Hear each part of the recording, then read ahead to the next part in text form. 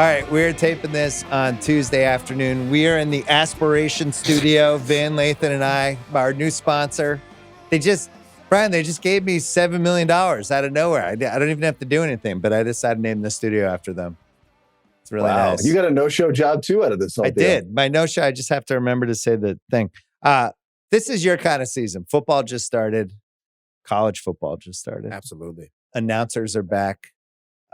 University of Texas in the mix. Let's start with our guy Arch Manning. Let's try to have a calm conversation. You're talking about this on Measured Ringer Tailgate all the time. Measured. Curtis, what were your expectations going in, and what are your expectations now? Well, first of all, when I was at Texas, Chris Sims got recruited by the Longhorns. So this is actually my second Nepo quarterback. Oh. I've never felt older, Double than when Nepo. This is the story. This Chris Sims comes over. A guy named Major Applewhite was the quarterback before from Catholic High in Baton Rouge, and they feel like they have to play Chris Sims because he, at that point, was the godsend Nepo QB. It's the second time it happened at Texas. he came out and he looked like Arch Manning did in his first game. He really did. He looked scared. He looked like he didn't know how to play quarterback, which was the weird part. Yeah. And Bill, of course, now that we're in the NIL era, we're watching Texas, Ohio State, and it goes to commercial, and there's a Warby Parker ad starring Arch Manning. You're just like, wow, the world's really different now. He had like Jesus. 3 commercials. At a point, he had more commercials than he had completions. People were like, what's going on? There was a couple commercials that were coming on. You think he shakes back from it, though? You think that the best from Arch Manning is yet to come? I do. The only thing I'm worried about is, I don't know if that seemed very positive, Curtis. Yeah, I do. I mean, I think, look, he's got like 3 cream puffs in a row, so he's going to get a bunch of stats, and I think he'll get better as the year goes on. The one thing I want to make sure that Conspiracy Bill knows, Van, is about that videos that are out there. Because there's like a bunch of Abraham Zapruters of college football, and there was one of Arch throwing a pass this last week, and he was grimacing like he had a terrible shoulder injury. Was it like an AI thing? No, it was real. It was from the broadcast. And they asked the Texas coach about it, and he gave this really weird defensive answer at the press conference. So that's kind of where Texas fandom is. Like, I think still in on Arch, high on Arch, but a little worried. What is the Texas football Reddit, Twitter? What are the other sites that Texas fans would go to? They got all kinds of Rivals, message board. Everybody's got message board. What's the number one, like, people going nuts post? I think it's just the Arch, like, what the hell was that? Because I think there was, with quarterbacks in college, you always think, they're often 18, like Michigan last week against Oklahoma. You guys, like, these are young kids, they're playing in front of the big lights, but Arch is a junior, or he's been in the program for 2 years already. Yeah, that's not great. He played football last year. He had starts last year. People talking like it was his first start. It wasn't his first start. He played a lot last year. It wasn't against great teams, but he played. So there was just this little bit of like, are we sure? Are we sure he's the chosen one? Yeah. Were we putting too much into the surname? Are we sure, Van?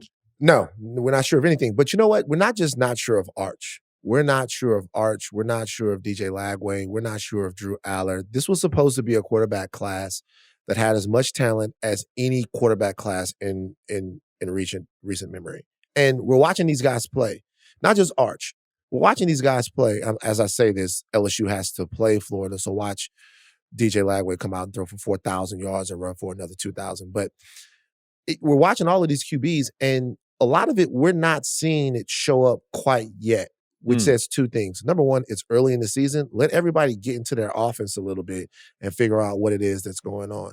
Number 2, it's probably best to evaluate a quarterbacking prospect on the games that they've played and not on the trajectory of their talent.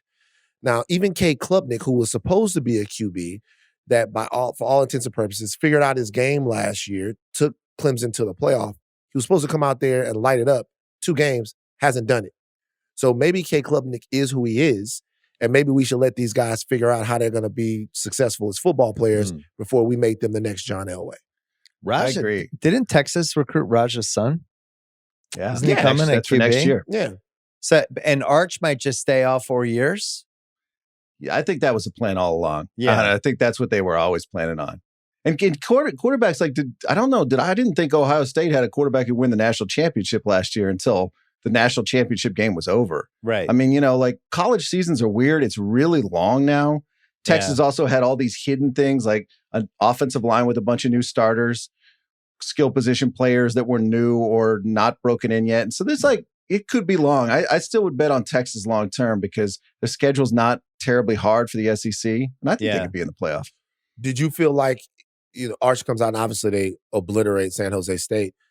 And if you look at the stat line looked good. But if you looked at the actual game, if you looked at the tape, which now that I'm one of the foremost experts in college football in the entire world, that's what I do. That's what they're saying. I grind tape. I have Joel number one, but Joel is right there. I'm coming for a spot. I grind tape. If you look at the tape, a lot of those throws were into gigantic windows, and those balls weren't really on the money. So there's still people asking questions about, even in the game where he seemingly played well, whether or not Arch has it. Absolutely. I mean, I looked like I was covering some of those Texas receivers like Parker Livingston on Saturday. I mean, it was, I wouldn't have been in the frame, and neither were the San Jose State defensive back. So yeah, it's weird. I mean, college is a weird game. I mean, it's just like, you get games like that. Like, what do we do with something like a win like that? You're happy if you're a Texas fan. You're a little relieved because if he'd come out and struggled in that, you're like, oh my God. But you also don't really, it's very, very hard to project all the way through the season. It was funny how good the first weekend and how interesting all the storylines were. And then last weekend, they basically kind of punted on the weekend. See, this is the thing. I was watching. So I'm casual college fan Bill. That I'm just telling you for the casuals like myself. I wish that you guys could be connected to Bill's college football fandom. I remember when Bill was the world's greatest Colorado football fan. He was really I really enjoyed that. That was a really fun year. Last weekend, bought a hat. Last weekend was the weekend for the diehard college football fan because you have to think about some of the stuff that happened. You had USF go on the road to Florida, beat Florida. You had Arizona State lose in Starksville to Mississippi State. After some of these games weren't even on, I would have had to get like a new bundle subscription on ESPN. Weren't on. There was like an ACC network I would have had to subscribe to. All of these games were on. Yeah. No, but they were on these bundles. Actually, I'm casual Bill, only watches CBS and Fox and NBC. You saw the thing, Bill, with the ESPN app. They're trying to do college red zone or some form of college red zone. Yeah. For the casuals, college red zone is absolutely the thing you need because you'd be like, we're going to Starkville that right now. Great. Oh, I'm going to start doing that. Yeah. College red zone will work because now and then you get to kind of see, you don't have to get into, I watch every part of it. I was upset that they did not televise the halftime show of the Grambling band at Ohio State. I wanted to see that matchup. The matchup of the Ohio State band versus the Grambling Who band. won that matchup? Did we ever find out? I didn't see it, but I'm telling you already that I know Grambling won. But it just I didn't have to see You're it. like minus 500 favorite? Yeah, I didn't have to see it. But no, this is one of the more interesting seasons because at the top of the sport, there's no dominant team. There's no dominant program. Dare I say the playoff, which everybody hated and resisted forever, has actually sucked in people like me? Because I think it has. I think so. I was a little skeptical because I was the old school. The regular season is so cool. It's the only sport where you have to be perfect. Now I love it. I mean, it's like there's so much, and it did feel a little long last year. It felt weird to have that final on a Monday after a huge NFL weekend, but man, the regular season felt great last year. There was so many big games, and we're already off to a really good start. It's the Bill Simmons podcast presented by FanDuel, and the NFL is back, and thank God. FanDuel has everything. They got an awesome app. They have SGPs. They have great futures. They have good prop bets, live betting, your way bets, clean app. It's great to use. Been using it for a few years. Every time I go back to Boston or any place that has FanDuel and I get to use it, I'm always excited. I'm on an airplane runway. You done the airplane runway? Yeah. Everybody. Airplane runway. There should be a button, the runway button. I'm on the airplane runway. I got to get this in. Get your bets in, build something bold, make every game feel bigger. Download the FanDuel app or head to FanDuel.com/BS to get started. The Ringer, committed to responsible gaming. Please visit rg-help.com to learn more about the resources and helplines available and listen to the end of this episode for additional details. You must be 21 plus and present in select states or 18 plus and present in D.C., Kentucky, or Wyoming. Gambling problem? Call 1-800-GAMBLER. Visit rg-help.com. Call 1-888-789-777 or visit ccpg.org/chat in Connecticut. Paid endorsement. I'm going to name drop. Larry David hates field goal kickers. And he hated that the Jets lost on a 60-yard field goal. He doesn't think, he's talked about this on a million shows. He doesn't think those people should decide football games. And so we were talking about, like, if they just got rid of kickers, people would be like, oh my God, they got rid of kickers. And then I think within like 4 weeks, people would be like, this is fucking awesome. Everyone's just going for it on every fourth down. I fucking love this. Why do we have kickers? And I think the college football playoff is kind of like that, where people are like, no, we can't do this. It's going to ruin them. And now we're here and it's like, it's pretty good. So much of the sport is about tradition. I get it. It's about, that's, I think that this was the trepidation is what I'm saying. So much of the sport is about tradition. It's about rivalries. It's about, this is the way we've always done it. This is the way we've always done it. These are cultural fights that are playing out on college football fields. This is parts of Alabama. So somebody told me something. It's like most graduates, most fans of, I was talking to a guy and he said, most fans of the University of Auburn, most fans of Auburn, they went there, right? And he goes, most fans of Alabama, they go to Walmart and Quick Trip and all of those places. Basically, that's the rivalry between the two places.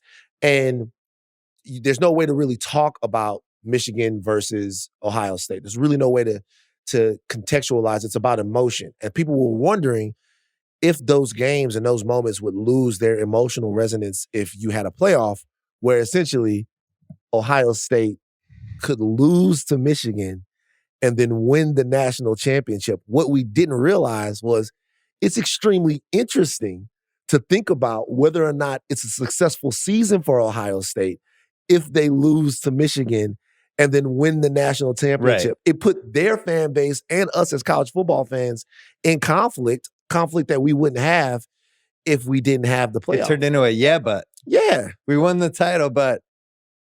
So what is your take that being immersed in this? So you're pro for the most part, but like now we've the conference disaster and all the moving around seems like it's had.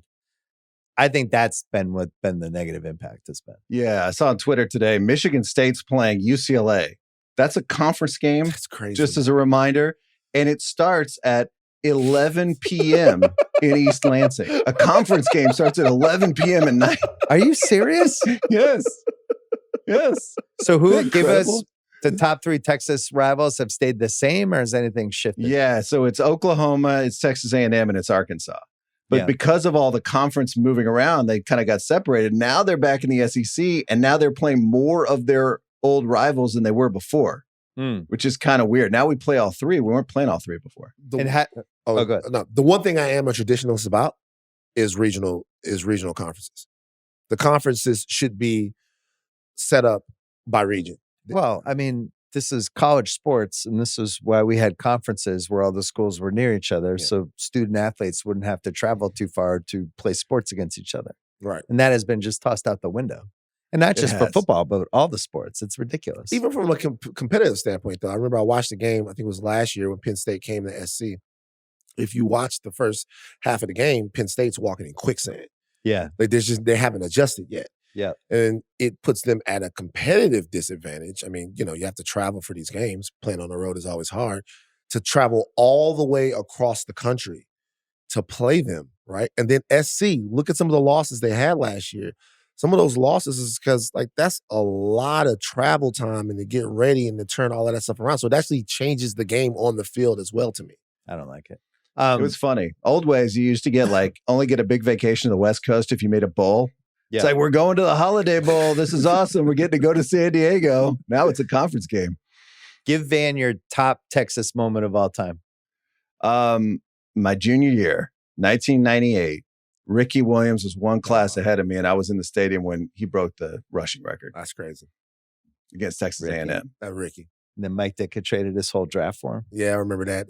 I think No Limit was the agency at that point. I think Pete was. I don't think they're still. Yeah, I think then Ricky left.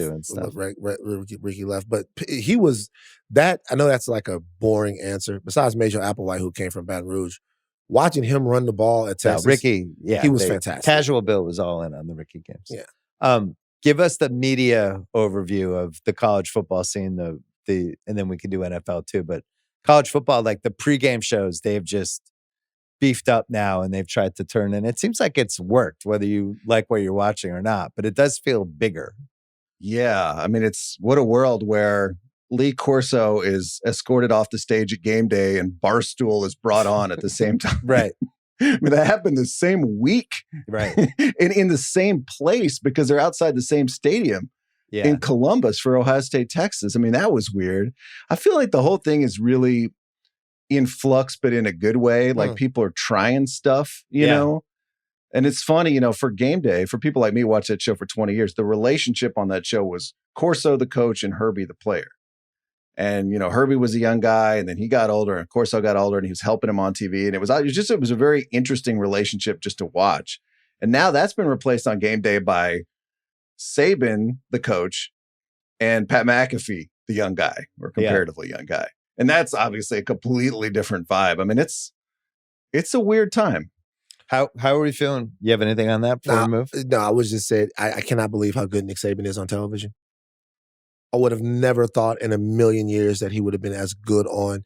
And I think that's the number one thing he's good at, in your opinion? To me, he is good at teaching the game. The same thing that would have made him a great coach. He's good at giving the reasons that he feels like why a team will win, not just from like a X's and O's standpoint, but let me tell you about college football. And he's just a great ambassador for the game. It was the thing Belichick never totally figured out how to do in his 1 year media tour last year. Like clearly they've the same DNA and they're trying to do the same things, but Saban seems more accessible.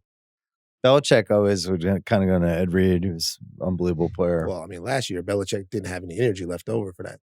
Well, he's getting wiped out. Yeah, he's like up all night long, every night. Literally drained. Yeah, so like he's just going in there. Yeah, maybe Saban. Maybe if Saban had a 25-year-old girlfriend. It's not too late. Could happen. Yeah. You agree on Saban?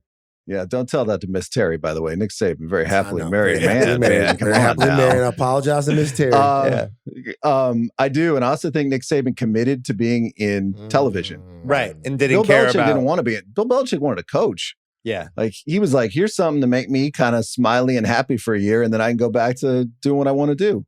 The Bill Simmons podcast is brought to you by FanDuel. Football fans, every NFL Thursday, it's your chance to hit the jackpot on FanDuel. FanDuel's Thursday touchdown jackpot. You can win a share of $2 million in bonus bets each week. To get in on this Thursday's action, all you have to do is place an anytime touchdown score bet before the game between the Commanders and the Packers. Kickoff. I have the Packers. If your player scores the first or last TD of the game, you'll win your bet plus a share of bonus bets. So you could go Tucker Kraft for first TD. You can say, hey, Washington's going to get blown out, but at the end of the game, Terry McLaurin's going to score the last TD. Put those together, go nuts. FanDuel.com/BS for your chance to win a share of $2 million in bonus bets. Play your game with FanDuel, an official sports betting partner of the NFL. Must be 21 plus, present in select states, or 18 plus and present in DC, Kentucky, or Wyoming. Opt in. Must apply profit boost token on select market. Prize pool to be split equally among all eligible participants who made the correct first or last TD pick. Bonus issued as non-withdrawable bonus bet, which expires 21 days after receipt. Restrictions apply. See terms at sportsbook.fanduel.com. Gambling problem, call 1-800-GAMBLER. Visit rg-help.com. Call 1-888-789-777 or visit ccpg.org/chat in Connecticut.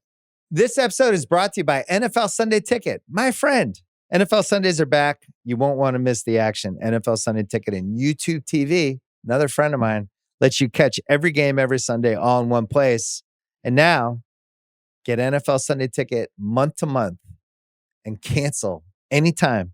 Head to youtube.com/BS and sign up now. Local and national games on YouTube TV. NFL Sunday Ticket for out-of-market games excludes digital-only games and commercial use. If you cancel YouTube TV, you will lose access to NFL Sunday Ticket. Terms, embargoes, device, and content restrictions apply. Commercial use excluded. Renews every month during the 2025 regular season. Cancel anytime. Belichick leaves. Who's the big NFL media story? What's the number one thing? Last year, we had Brady joining. We had Belichick doing NFL, and it was like, oh, my God, look at this. Look at this. What is it this year? I think it's J.J. Watt after week one. On the number 2 team? Yeah, because you know how this goes, Bill. Yeah. It's like the backup quarterback when your quarterback's struggling. Everybody looks over him and go, ooh, what about that guy? Ooh. I mean, I was like, I was talking to Shoemaker on the press box and I was like, how soon are we going to get people calling for Tony Romo to be replaced by JJ Watt on the number one team? And then I looked on Twitter and basically it already happened. Wow. I was like, it was like the first quarter of week one. Like, this guy's much better. So you don't feel like Romo righted the ship at all in the last 2 years or no? I'm not saying that's correct, but I just think when you put somebody in the number 2 slot, I mean, look at the Olsen Brady stuff, and that's a different dynamic, but you're always going to have that. And this is a network guy told me this when the whole Romo salary explosion happened. I was like, what did you take away from this? And he was like, always have a number 2. Always have a backup plan so you don't get held up by your number 1 guy. Yeah. Interesting. Olsen did the San Francisco Seattle game. Mm-hmm. He's really good. He's just that one really, is really so good. glaring though. Yeah, that's so glaring. After a while, I was about to say, actually, I can't say that. I was about to say, it makes me almost feel bad for Tom Brady. Nothing can make me feel bad for Tom Brady. But well, what about his wife dating a jiu-jitsu instructor? That's what I'm talking. I mean, that's good for her. You know, he knows how to do all the different poses and stuff. Okay. But like for me, nothing can make me feel bad about Tom. But that's a glaring one. The Watt situation, that's interesting to me because I actually do think that Romo, who started off on fire and then kind of obviously became a caricature of himself, I think Romo's kind of got it back together now. Yeah, I thought he was better last year. I definitely, he slipped, there's no question, but I thought he seemed a little more locked in. I thought Aikman and Buck are the best right now, and I don't even think it's arguable. You know, Brady was better week 1. Yeah? I don't know how much we didn't have the audio for that. I didn't hear any of it because it wasn't on our multi-view. That game was complete trash. Yeah. But like there was a moment right before the half. He just sounded like, first of all, he just knew what he wanted to say. He was making 1 point instead of trying to make 5 points, which is the rookie announcer mistake. But he had this moment right before the half. Jaden Daniels, they're about to go in and score again. And he throws the ball away. And Brady's like, that's going to be intentional grounding. 10-second runoff, half is over. And you can feel like Kevin Burkhardt and Dean Blandino were like, wait, what? And then the ref comes in and he was right.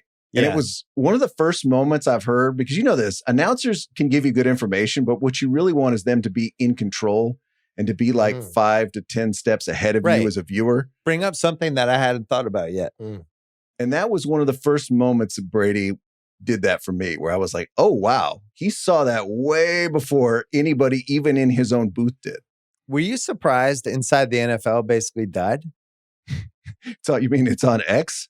It's on Twitter as like a short video show. I thought that, to me, Inside the NFL would last. I'll be dead and it'll still be on. It was one of those shows. And then something started to happen with it. And maybe, what is it? You think it's just the era we live in now where everything's so fast? I think a couple of things happened. Number one, I think the Fox studio show market corrected Inside the NFL a little bit. I know that and podcasts, I would throw that in podcasting as well. I know it's not the same thing, but when I was growing up, the coolest bunch of guys, the coolest football discussion was happening on Inside the NFL, the way those guys would talk about the game. Then it couldn't agree more. Then it moved to Howie and Terry and all of those guys, and that was the coolest one. And they had all kinds of other stuff. Jay Glazer was on there. What was the lady that used to come on there when it first started?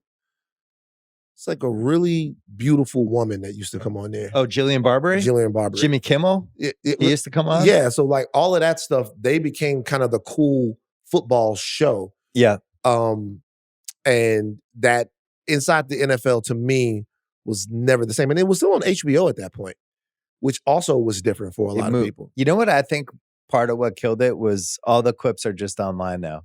Yeah. Like I watched last night after that Viking game with JJ McCarthy throws the pick 6, has this dramatic comeback as Caleb's cratering on the other side. And he makes some big throws, but they had the locker room. I love the locker room stuff. And Kevin O'Connell giving him the game ball, being like, everybody in this locker room knew what this guy was going to do, and he did it.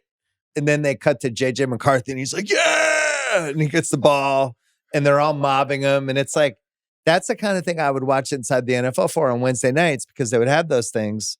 And now I'm getting them instantaneously on wherever. So once I think they lost that, plus, you know, it just, the discourse is just constant. It makes sense it went away. I'm still surprised though, Curtis. I felt like that was a staple. Yeah, and the NFL Films footage was always really cool.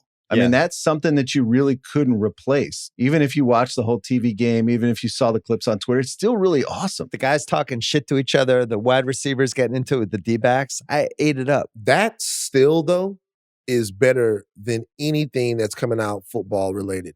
It's 7:00 in the morning at Commander Stadium, right? Whatever, and then the guy with the music comes in, and then all of a sudden, a player comes in. We're gonna get wild today, baby. Yeah, we're gonna take them all the way. And then the whole way that would come out would be fantastic. There's nothing like that now. But but even that now, or there's too much of it now. What do you mean? Like, there's no one that I don't feel like is putting that type of production value. Oh yeah, I see that's putting that type of production value into covering. But does it need production game. value if it just exists all the time? If I'm getting it 24/7, why do I need it to be a produced version of it? Yeah, we get. It just feels like we're in no man's land. But what Van's talking about, that camera coming out of the tunnel into a stadium with the music. Oh man, that gives me chills. There's certain things we just did, and it's really weird because the technology is better, the people are smarter, and the equipment's better. And yet, like, sometimes you'll see on Instagram, they'll have like, I don't know, they'll do an intro to the AFC title game from 1997, and it's like, this is fucking awesome. It just got you more hype. Why? I don't know why we kind of peaked with this stuff 15, 20. Now it's like too elaborate. Well, Brent Musburger 40 years ago going, you're in game 5, the Lakers didn't realize that they, and it would get you ready to go for the game. A couple of things have changed. Well, obviously technology is one of them. Right now we have a camera that's zooming all over the field. That's the draw. It's not the actual guy setting up the game for you anymore. It's the next gen stats say he's running at 25 miles an hour or whatever it is. All of that stuff is kind of the stuff. And I'm a little older, so that was the way. You're nostalgic for the old days. I'm nostalgic for it. That's the way I can. Curtis and I are constantly nostalgic. Oh my God! The thing I miss that you're talking about is the tease before a big game. And Bob Costas was incredible at the tease. Great at it. And I don't know why they don't do the tease anymore, because like, if you are a casual fan coming in for the NBA Finals or for a big football game, you need to know who the players are, right? You need to know what the stakes are. But if you're somebody like us, the three of us, you're like, hell yes, I'm even more fired up than I already was. Yeah. I swear it used to be better. YouTube tried to cover a football game. How did that go? Oh, not so well. We got Derek Carr out of the deal. Derek Carr was good. Were you surprised by that, Van? Yeah, I'm surprised that he's good at anything.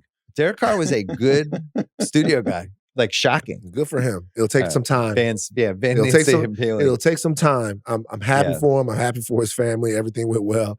It'll take some time before I'm okay with it. What do you think YouTube learned from their first YouTube experience?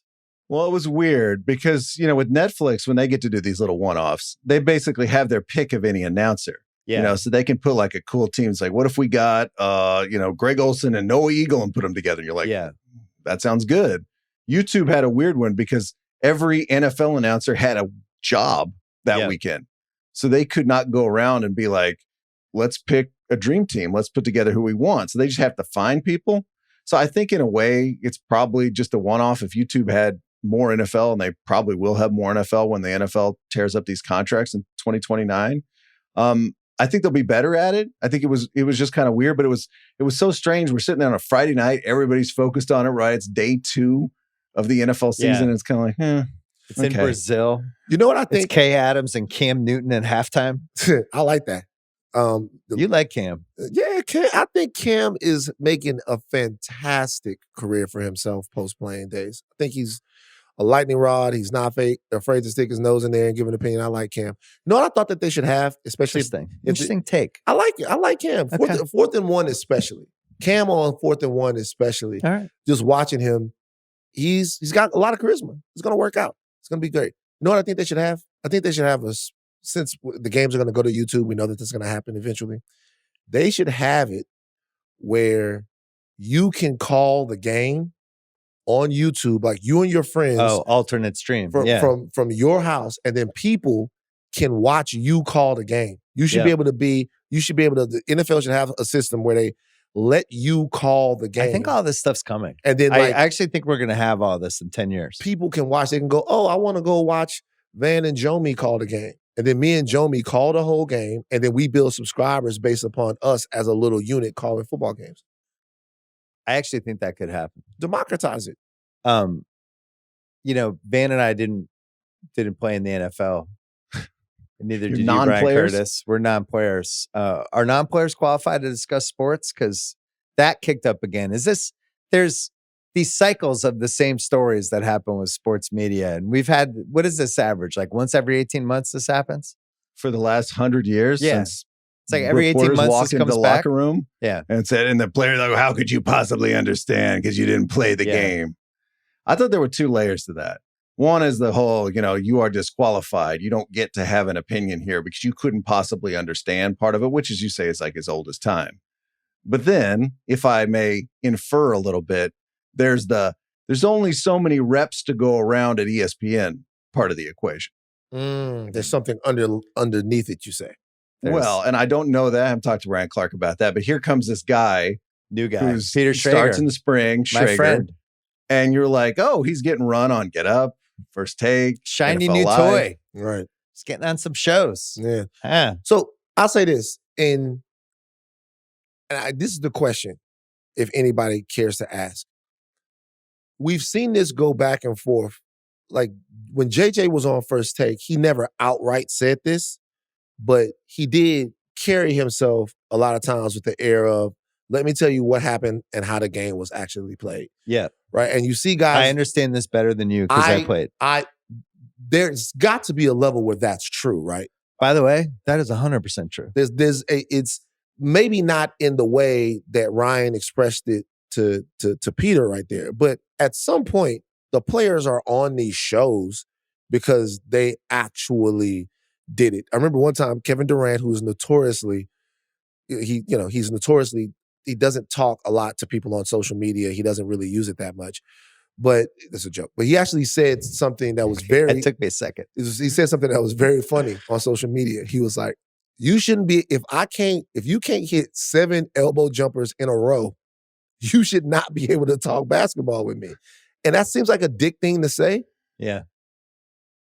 But on a level, I get it. Like on a level, I do kind of understand someone saying that if you're going to tell me what I need to be doing in the game and how I need to be moving the ball and getting to my spot, shouldn't you have at some point in some way either had enough skin in the game, covering it over the course of decades, or have done it yourself? I had this the year that I did TV with Magic Johnson, where we'd be arguing like you and I would argue. Mm-hmm. But at some point, he's Magic Johnson. And he's just... Yeah. Like at some point I probably lose if we're like diametrically opposed on an argument because he's just going to know more about basketball than me. But I think the thing you can do is do as much homework as you can, be prepared, come up with ideas and takes. What I didn't like about what Ryan did, and I don't know him, you know him. Yeah, he's a good guy. When you're on live TV with people, there's a nakedness to that. You really have to trust everybody you're with. And I've been in situations where you completely trust the people you're with and it's great. And I've been in situations where I did not trust at least one of the people I was with. And it sucks. Yeah. Because if somebody tries to flip something on you or make you look bad in some way or screw you up on live TV and either they're doing it intentionally or unwittingly, intentionally is worse. It's just fucked up. And I felt like that moment, whether Ryan intended to do that or not, he was doing it in a way to put Peter on his heels on live TV. And live TV is a we thing. It's not a zero-sum game. Mm-hmm. Like you're on a show, everybody's got to win if you're doing this show. And once you bring that element into it, I think it's really hard to put that genie back in the bottle. Mm-hmm. That was my take.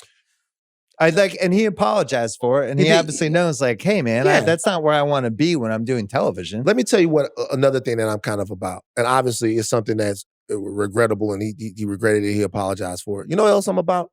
Because I'm this toxic. I'm about just sometimes having the fucked up interaction. Right. I'm for actually, hey, I said the wrong thing. I did the wrong thing. Because in that same, what people don't talk about was Peter defended himself on live TV. He said, don't belittle me like that, right? So, which I loved. I think he had to do it. So in that situation, we could all say, hey, that's not what we would want to do to one another. But I don't mind making the mistake and getting up right to the level of what's appropriate and being able to set that boundary with a coworker. I think the real thing is, do you leave with more respect for that person? And that was the issue. And do you leave with more respect for that person and an understanding of why you shouldn't do something like that or why it's not good for the viewers to see it? It was and the thing is, Curtis, like, I actually thought what Ryan was trying to say was pretty interesting. He was basically like, I see your point. Here's why you're wrong. And I'm just saying this as somebody, like, there was a way he could have said it where it's like, I'm just saying this as somebody who played. I don't care if I had a good game. If I made the play that fucked up the game for my team, that's all I would think about that night. And none of this other stuff would matter. It's just the way he said it. But I actually thought it was a really interesting point. You know what it reminded me of? Remember when Lamar Jackson and the Ravens lost the Bills in the playoffs last year? And every smart football person, got on Twitter and was like, this is not Lamar Jackson's fault. It's Mark Andrews' fault. It's not his fault. And then if you actually listen to Lamar Jackson in his press conference, he was like, I didn't play well enough to win today. Yeah. Like, he wasn't thinking like that. He didn't want football nerds to be like, no, we're defending. Like, he had a very personal reaction to the game. And I think that's what Ryan was actually trying to say, right? Right. CeeDee Lamb balled out for 95% of the game, but he didn't for the last 5%. He's not going home looking at his stats being like, I did great today, But again, I think it's other baggage coming into it that had nothing to do with what they were talking about. It felt And it's TV. To Van's point, I think if it was a podcast, you would actually just lean into that interaction. Be like, wait, let's talk about this for the next 20 minutes. You're not throwing a commercial. It's a good point. Well, and also Mike Greenberg did nothing. He just sat there. Like the host should actually be like, whoa, wait a second, guys, let's rein this in. And it's funny. I do live TV every now and again. I go on CNN. Bill loves to see me on CNN. I get it. It drives me crazy. He loves it when I go on CNN. I do too. Abby Phillip, man, that's a great show. See, look at that. Look what it's doing for me. Don't encourage him, Brian. So, there is a very delicate dance that you're doing with people, even at that table where we all have these opposing political points and points of view. There's still a way that you want to make sure you don't cut people off too much. You don't want to come across yelling at someone. Right. We're on TV right now, so let's try not to make each other look bad. We can try to make each other look stupid because we're throwing out intellectual points, but now let's not bully each other and make everyone look bad. Or undermine. It's so easy to undermine somebody when you're doing any kind of show with them. Right. You can undermine somebody's point in all these subtle ways. You can do it with how you're sitting, what your demeanor is, no selling. It's like we always talk. It's like professional wrestling. You're doing your move, your pile driver on me. I'm going to act like it hurt. And then I do a move. You're going to act like it hurt. And that's how you do it. And some people on TV, especially now, is like the louder and louder you get on TV, the more people notice you. The professional wrestling selling part seems to be going out the window a little bit. And it's something I think Stephen A is still really good at. When he's with the right people, like when he's with Mad Dog, he sells the shit out of Mad Dog. That whole thing, it's like really fun to watch because he gets it. And that's why Stephen A is really good at what he does. PTI is another one. Kornheiser, the best person I've ever done TV with. They just re-signed for 3 more years. Kornheiser is technically contractually signed to do PTI until he's 80 years old. Wow. And this show started, I think, 2002, Brian? 2001. 2001. It makes really no sense with anything else at ESPN at this point. It's on for a half hour. I don't even know who leads it in. It just seems like it's going to go on forever. They'll never cancel it. It's those guys' show. They should be the ones who decide whether it goes away or not. And Kornheiser's for 10 years has been like, I'm too old. I called him today to make fun of him. I'm too old. I look like a Muppet. I shouldn't be on TV anymore. He'll never leave that show. That show will go on forever. But what was your reaction when you heard it was coming back? I think the reason we're happy it's coming back is because it's one of the last links to old ESPN. Yeah. That company's changed so much over the last couple of years. And I think you can argue for the better. Like, they had to change. The world's changing like so rapidly, the whole media world. But you look back, it's like, it's 2001, right? That's what old ESPN counts as now. Not the 90s, not the 80s, 2001. And, what else? Maybe Berman, doing primetime in the form it's in now. Dickie V still around. Like, what are the other links to that world? Oh, 2001 was when I got to ESPN. It's 2001. People who were born the year that show existed are now getting married and having kids. Yeah, a little early. They need to go out and experience life more. But yeah, they could. It's good advice.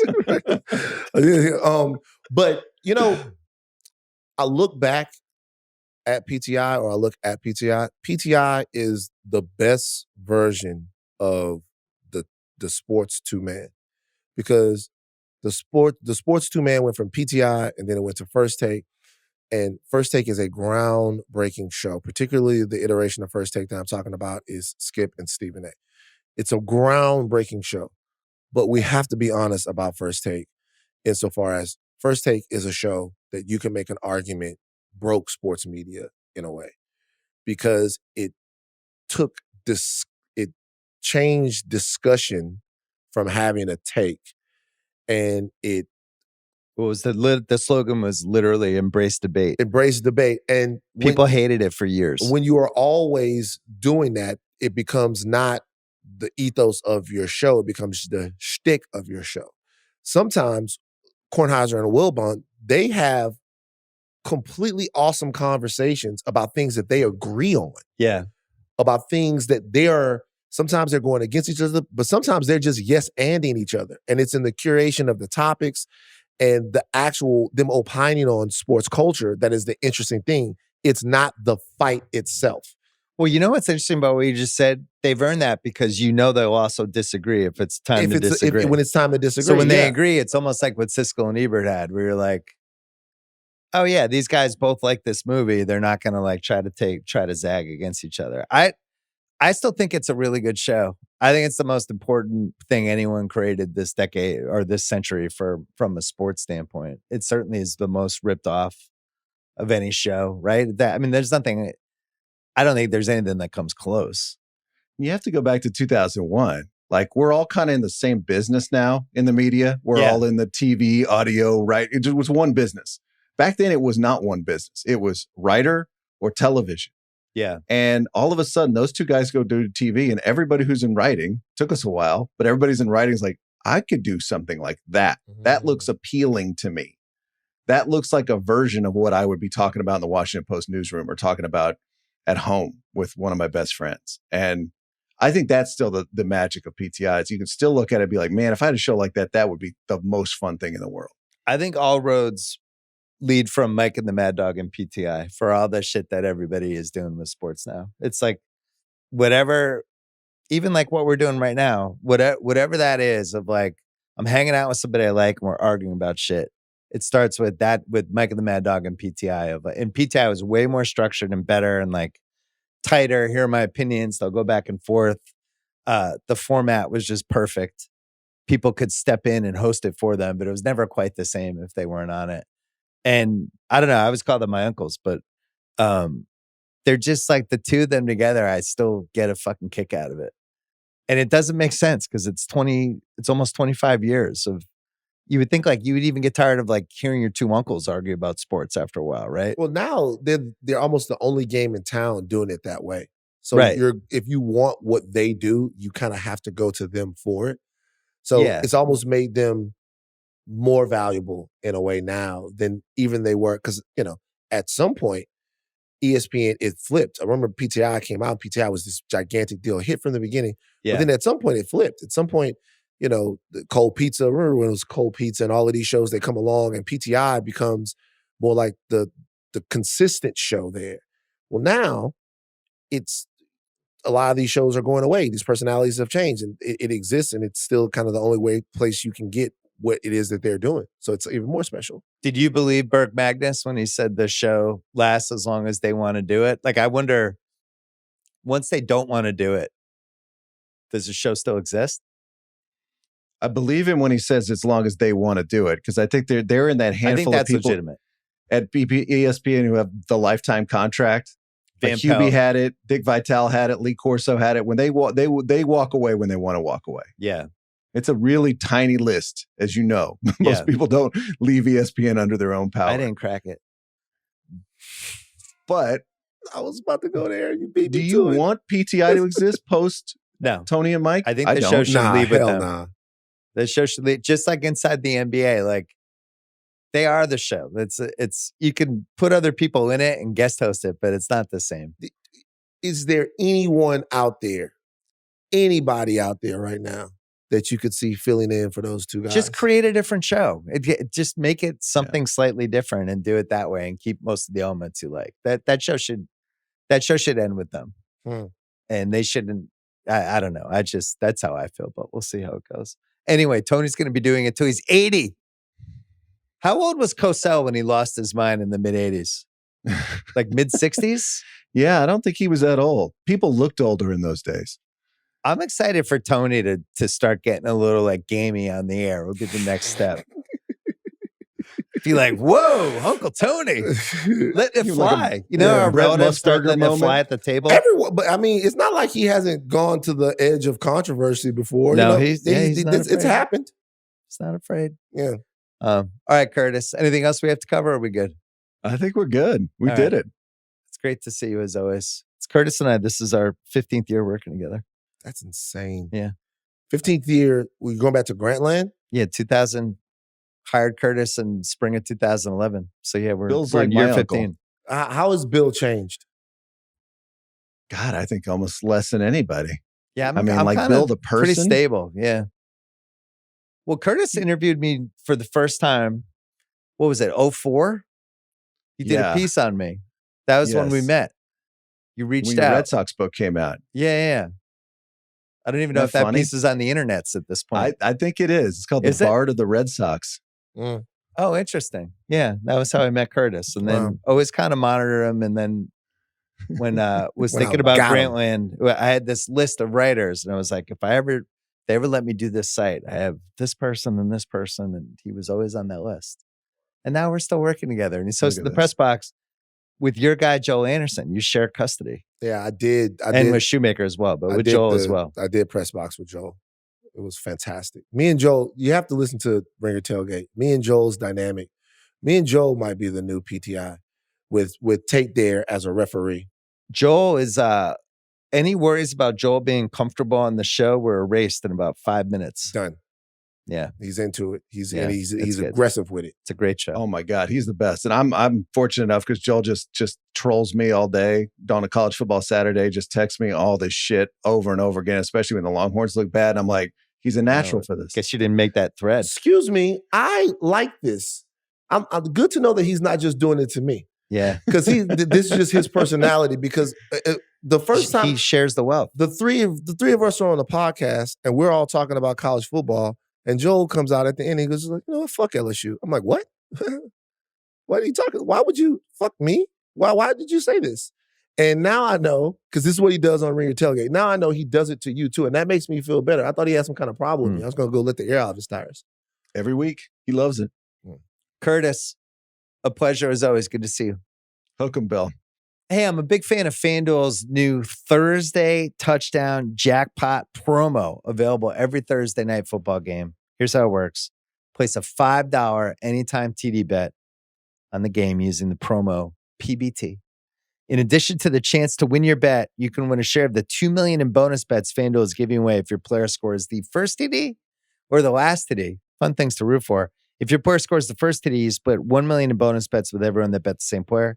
There's another $1 million jackpot for the last TD scorer. So I would go Tucker Kraft for both. I think he scores the touchdown in this game. Just double up. Do first TD, last TD. If you can only put him on the first TD, maybe put like Terry McLaurin as the last TD because I think the Packers are going to win this one going away.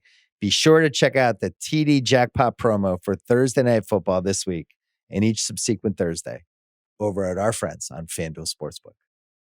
All right, we're taping this. It is Tuesday afternoon Pacific time here with Van Lathan. We have Chris Mannix on the TV. I feel like this is like a real TV show, Van. Yeah, bring it in, Chris.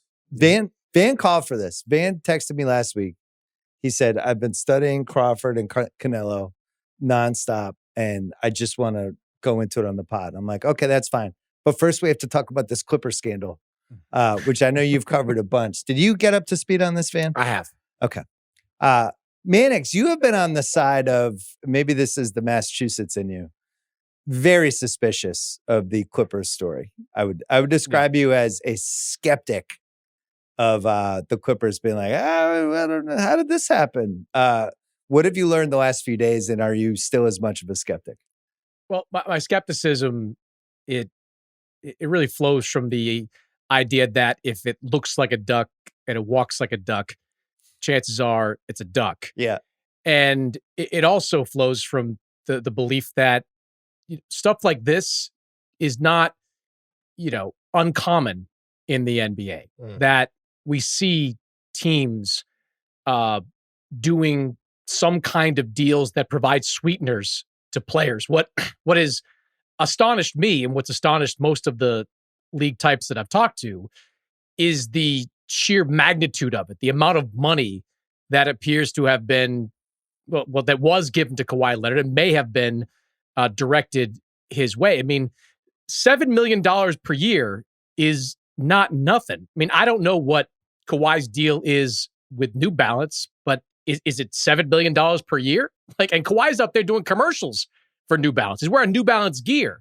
Yeah. For this company, he did absolutely nothing. So I wouldn't say that I've learned anything new over the last few days. It's just that every NBA person I talk to is deeply suspicious that this is some kind of, rogue outfit that on its own paid Kawhi Leonard $7 million per year to do nothing. And that's the key, Van. He didn't do anything. He didn't even do local ads. Yeah, I guess the question is, that part of it everyone knows. But I saw Cuban, he went on Pablo's show and they duked it out for what Pablo said was 3 hours that they cut down to an hour and 15 minutes or whatever. And the central question is, how much of this did Steve Ballmer and the ownership of the Clippers know? Right? There's a world where you could make up a scenario where this is Uncle Dennis going around trying to get what he's trying to get from the Raptors and then from the Clippers. But if that's not the case, then what you're saying is that all of this is taking place. Somebody runs it up to Steve Ballmer and Steve Ballmer goes, yes, go ahead and do that. Which I could believe, but it does seem like Ballmer is going to have a lot of space between what happened and him being involved in it to say, I didn't know anything. And what is the smoking gun to prove that? Can we talk about, this has been Can I just one thing, the one thing that gets, and I think Howard wrote about this on The Ringer today, there doesn't need to be a smoking gun for there to be punishment. This is not a court of law where they have to have an email from Steve Ballmer that gives the thumbs up emoji to go and do this underhanded deal between Kawhi and Aspiration. The NBA just has to believe it. There has to be enough circumstantial evidence for the NBA to believe something like this happened. I think that needs to be taken into account. This is what I've been hearing from execs, being look, I think Adam Silver would love to have that smoking gun. Remember the Minnesota situation? There was the smoking gun. There were actual emails between the two agents that outlined this particular. Yeah, it was all down on paper.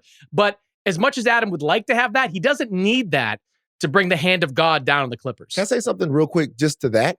So let's say he doesn't have it. Think about how destabilizing it's going to be to enact a punishment against the Clippers. It's almost, to me, it seems as if you didn't have that smoking gun, you'd almost want to punt on it, because the hand of God that comes down on the Clippers for engaging in this type of malfeasance would have to be so severe that if you don't have the smoking gun, would you even want to do that based upon circumstantial evidence? I don't know that this league office is going to have the appetite for it, because especially with the All-Star game coming in February. Yeah, a lot of variables. I don't know if this league office is going to have the appetite for it. But Van, use the word destabilizing. How destabilizing, though, is it to do nothing? Theoretically, there are people that wholeheartedly believe that the Clippers skirted ironclad rules. And if they did, look what they were able to do with it. Number one, they were taking some money out of owners' pockets, because if they had paid Kawhi the full max the second time around, then that would have added to their tax burden, which would have meant more money flowing out of the LA Clippers. They also were able to do things cap-wise or signing players-wise. Like guys they were able to pick up because they had more flexibility. So I would turn it back to you on this, Van. Like how destabilizing it would it be for a league to have the richest owner in the NBA allegedly, theoretically, just flaunt the rules in order to keep some money in his pocket, but more importantly, be able to build the kind of team he wanted to. Yeah, I mean, there seems to be common knowledge that everybody's doing this. Like I haven't heard about it on this level. Not at the number that Not this at this got. number. Not at this number. Yeah. So this is so this is what I'll say. I definitely believe. I don't think there's any way. And it was interesting to hear Cuban and Pablo go back and forth because Cuban almost seemed like he was defending his own reputation. Like these are my guys, right? Like remember Blue Chips. Yeah. Tony's my guy. My guy. No, he wouldn't do that. He wouldn't do that. He wouldn't do that. Tough ass kid from Chicago. That's what Cuban was doing. It seems to me very unlikely that Steve Ballmer didn't know about this. It seems impossible, right? That he didn't have any knowledge. Chris made the big point though. The suspension or whatever, the whatever can happen, losing draft picks, voiding the contract, whatever it is. This is basically the OJ civil trial versus the OJ trial. You only need to kind of think something happened and have enough evidence to be like, I think that happened, so we're doing this. The question is how much This isn't evidence... an actual trial. We're like, we are proving this indisputably that you did this. I don't think they have to do that for the league to crack down and be like, dude, something smells with this. You gave 50 million to these guys. He's getting 28 million to do nothing. Like, you can say there's no smoking gun, but something happened here and we're punishing you. Yeah. And I think that's how this plays out. It's the 28 million and it's the nothing. Like if he had just gone out there and done one of those stupid HEB commercials that the Spurs did back in the day, or if he had posted once a year about his love for eliminating the carbon footprint, we would not be having this particular conversation. And I think it comes down to it either has to be a Timberwolves-like hand of God punishment because they believe that the Clippers circumvented the cap, or it's got to be nothing. They cannot find a middle ground. There can't be like, okay, that's interesting. So I disagree. I think they can still punish them for some piece like of a second round pick. No, I think it's I think it's somewhere between Joe Smith and nothing would be my guess on this. It's too. But that's got to lean closer to Joe Smith, though. To me, but if they do that, then it's like them trying to say that you can get a little bit pregnant, right? Because either you did it. And if you did it, it's such a shot at the competitive balance in the league. Can you imagine them not doing anything now? Well, what I'm saying is, the choice is for the league is whether or not to make this story right now, which is a huge sports story. The choice is whether or not to make this the biggest sports story of the decade, which is what like a Donahue level type thing. Which Donahue is way worse. Which is what you do. Let me put it on something else. Like the one thing that Stern did well, and it's always going to come back to what would Stern do. We are very going to make those. It'll be a secret 2-year retirement. Stern, yeah, well, Steve, Stern. That's true. Stern liked to make examples, right? He liked to throw an elbow. In 2000, the Timberwolves did it. He came down with the harshest punishment he possibly could. Malice in the Palace, he said to Ron Artest, you're out. You can't do this. This is the harshest punishment we could possibly come up with. Even something on a small level. Remember when the Spurs were like benching guys DNP old and stuff like that? Like they handed out one of the largest fines ever for something like that. Like old NBA was willing to throw an elbow and to come down with swift punishments and severe punishments to make an example of someone. It remains to be seen whether this version of it is willing to do the same. Can we talk about how funny this story is? I know it's not supposed to be funny, but let's be honest. Nobody got hurt. Rules were broken, but it didn't help the Clippers. Nothing really happened. They've won 3 playoff series in 6 years. First of all, aspiration. That's what it's called, right? Aspiration. Yeah. I've lived in LA this whole decade. They were allegedly a sponsor for Clipper games. I'd never heard of the company. I'm not saying I have to hear about everything, but it was like this. We're trying to make the environment safer, but they're somehow funneling all of this money, and it's basically a Ponzi scheme / let's just try to take as much money as we can from people. Kawhi getting $28 million for 4 years to do nothing. And then my favorite part of this, Uncle Dennis, who was a hilarious character in 2019. We all heard these stories. It became like that Bill Brasky SNL sketch where it's like, I heard Uncle Dennis asked for a yacht and an elephant. and you just never knew what was true and not true. And now Uncle Dennis is back in our lives just asking for shit. I think this is almost a funnier story than like people are taking this so seriously. And it's like, yeah, if they did it, they're going to lose all these picks. But this is like crazy that they thought they could get away with this. I'm almost like in awe of how stupid this is. You know what I mean? Yeah, I know what you mean. I'm interested more, though, in the ripple effects of what a punishment could be. Like, if I knew the punishment was just going to be some money in a second-round pick, I probably wouldn't care quite as much or be quite as invested in finding out exactly what the truth here is. Yeah. But the reality is that the outcome could be, A, catastrophic for the Clippers, and B, in like the nuclear scenario, could put like a top 10 player on the open market to be signed by somebody if they decide to void the contract of Kawhi Leonard. So that to me is the most interesting angle of all this. What the fallout could be if the NBA determines the Clippers did this. Is that like the worst thing in the world if they void it though? And have him go back. I mean, they don't have to pay him $50 million a year. I don't even know if he can play 50 games. I mean, I know it's not great. They have title aspirations. You're talking about it from a basketball perspective. I would say losing the draft picks would be the thing that killed me. But there's also something else that's going on here, and it's like a social thing, right? Steve Ballmer is one of the richest men in the world. Yeah. Right. And so when you watch these interviews or watch these people talk, it seems like this is a situation where there are some people that are looking at this. It's like, shouldn't he have to follow the rules too? Shouldn't Steve Ballmer have to follow the rules too? There are rules that are put in place so that mega rich guys can't just go spend whatever they want on any player that they want, so that there is some balance. You know, I get way too deeply into Twitter, much to the chagrin of a lot of people around here. Including this guy. There you go. But there are people who went, yo, man, I just want to let you know, this Ballmer Clippers situation, this is a microcosm for our whole society when rich people feel like they could just do whatever they want and make whatever rules they want, and the rest of us just have to go along with it. So there are people that are looking at this and are saying, hey, if Kawhi is on no-show jobs, or if he's getting no-show jobs to the tune of, what is it, $50 million, $30 million? $28 million and $20 million of worthless stuff. Yeah. To circumvent the cap, they want to see their basketball gods like rain their hand down on this and kind of nip it in the bud. I almost want it to be more money than it was. It's right in that middle zone of like the 28 million. Sure, that's great, but Kawhi was making 50 plus million a year, right? And it's like, all right. It's a lot of money to the rest of us. No, but you got to grease them up with extra money, but it's not enough money to risk like his reputation for the rest of his life. Ballmer being suspended, but with 7 draft picks.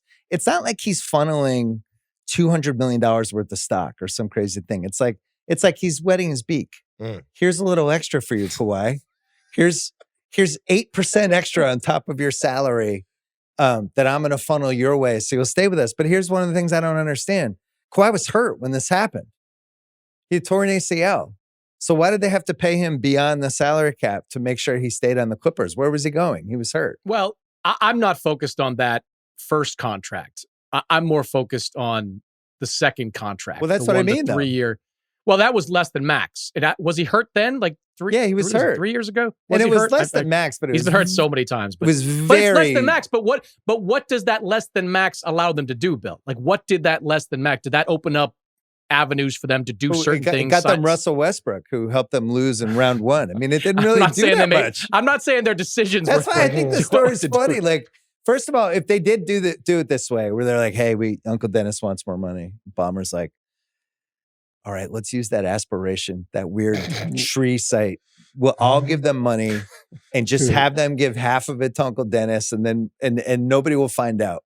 This fucking random company. What's the worst thing that could happen? Oh, nothing. This will never come out. Like that. I just think this is so stupid that would actually happen, and yet it might be what actually happened. The funniest thing about the story to me is the two people that could give a shit less about any of this are Uncle Dennis and Kawhi. Oh yeah. Dude, I would be so surprised if Kawhi Leonard's heart rate or blood pressure went up 1 beat or 1 point. Yeah, is he going to apologize to his fans? None of I'd like this. to apologize to all the Kawhi believers out there. I'm sorry. Never. He's the the one in the middle of this. It's all about and over him, and I can guarantee you he couldn't give a shit about any of this that's happening. In the worst case scenario, if he is back on the free agent market, him and Uncle Dennis get to go to another team and ask to be environmentalists somewhere else. So like maybe he could go to another city and he could teach them about climate change. Yeah, help him clean up the city. Well, do you even blame Kawhi in these circumstances? No, because guys ask for stuff all the time. Like that's been something that I've had even just a couple hours ago with the GM. Like guys ask for things constantly. It's like it's almost the analogy would be like if you have like a young kid who is up at 10 o'clock at night, says, "Hey, can I get a candy bar?" Right? I want a Snickers bar before bed. You don't blame the kid for eating it. You get blamed for giving it to him, right? Like it's the kid's job to ask. It's almost, it's Kawhi's job. It's even frankly Uncle Dennis's job to ask for as much as you can possibly get. It's the general manager's job, the owner's job to say no. And if there's a possibility at least that they didn't say no. Mannix, what's the over under players, owners, and front office executives who are sweating fucking bullets this last week with all the chicanery that happens in this league and all the, use our team plane to go to wherever and then just make sure you bring it back. And, your buddies, you guys want to go to Vegas? Take the plane. Oh, here's this. Oh, here's this little endorsement thing. Like there has to be people sweating bullets. Look, if over the last 10, 15 years, your star player took less money, you know that if the Clippers get punished, you're going to wind up in somebody's crosshairs. You're going to wind up, you could wind up being investigated. Look, that's the humorous thing to me about the Cuban defense. And I have no knowledge of what was going on with his teams, but like, who in the last 20 years has taken less money to stay with a team than Dirk Nowitzki did years ago? Like, I mean, it was a huge dude. I was on this podcast when Dirk had that documentary and Cuban's company bought it, and I made multiple jokes on multiple pods about how he spent like Iron Man level money on the Dirk doc. Here's $48 million for your doc. Like who knows what he spent, but it was technically legal whatever he spent, right? Magnolia buys the doc. Mm-hmm. Sure, it's like smart business. There's just a lot. There's a lot of things that you can do that maybe don't necessarily pass the smell test. So I think that's the season tickets. How about like the best friend of the guy who's always sitting courtside? I wonder how he got those tickets, or that's the suite, or just whatever. Like, what do people think happens? Look, they think this stuff happens. It's just would not be $28 million. Well, this would be, again, that's the big thing. The number and the fact that he did nothing. That keeps coming up. That's my stuff like this. Like you remember the DeAndre Jordan stuff from 10 years ago? That was like 200 grand or something like that. Yeah. Some kind of endorsement deal that the NBA caught them trying to do. Like those kind of things, I'm sure happen on a regular basis. Here, borrow my jet. Here, stay at my private estate in Aspen. Whatever that may be. $28 million is a number that people can't seem to come off of. Well, and then the other thing that's funny is Ballmer's defense is basically, I have a bunch of idiots working for me, and I guess I didn't fully realize it. Scammed. Yeah, and I got scammed, and I have a bunch of dumbasses. That's your defense. The funniest part to me is imagining, just like, you remember the Sopranos episode where they're all sitting around, all the mobsters are sitting around, and Finn walks up. And they tell him, Finn, sit down. You don't have to do anything. We're just hanging out. You know what I mean? Before he gets sexually harassed by one of the capos in the family. And just imagining Kawhi in that situation. Kawhi, essentially a part of illegal by the NBA standards scheme, no-show job. He's a part of the scheme. He's a part of the racket. That's hysterical to me. That's funny to me. Well, how about aspiration? Nobody at any point during any of the meetings is like, I mean, he's got to film a commercial for us, right? Like, no, it's fine. It's fine. Just make sure the check clears to Uncle Dennis. Yeah. I mean, they didn't even try to fake some sort of like the flower shop in the town. It's like, Kawhi opened a flower store. Kawhi opened a karaoke place in Koreatown. Like none of that. It's lazy. All he would have had to have done so lazy was take one flight, build one basketball court. I'm Kawhi Leonard for us. All he would have had to do was one thing, and it'd have been like he earned the money. Like, and the fact that it's him of all athletes. I think you're even overestimating what he would have had to do. Just tweet one time, like a season. Like, give yourself some plausible deniability here. Like that, that is one area where it looks like if it plays out like it looks like that Kawhi might have screwed the Clippers over there by not doing literally anything for this company and having a contract that spells out that you don't have to do anything. Like, it's so implausible to believe that this is not what it looks like. So the only case that I could come up with for Ballmer, and I think Michael Rosenberg at Sports Illustrated made some variation of this, but basically this place is trying to hustle Ballmer.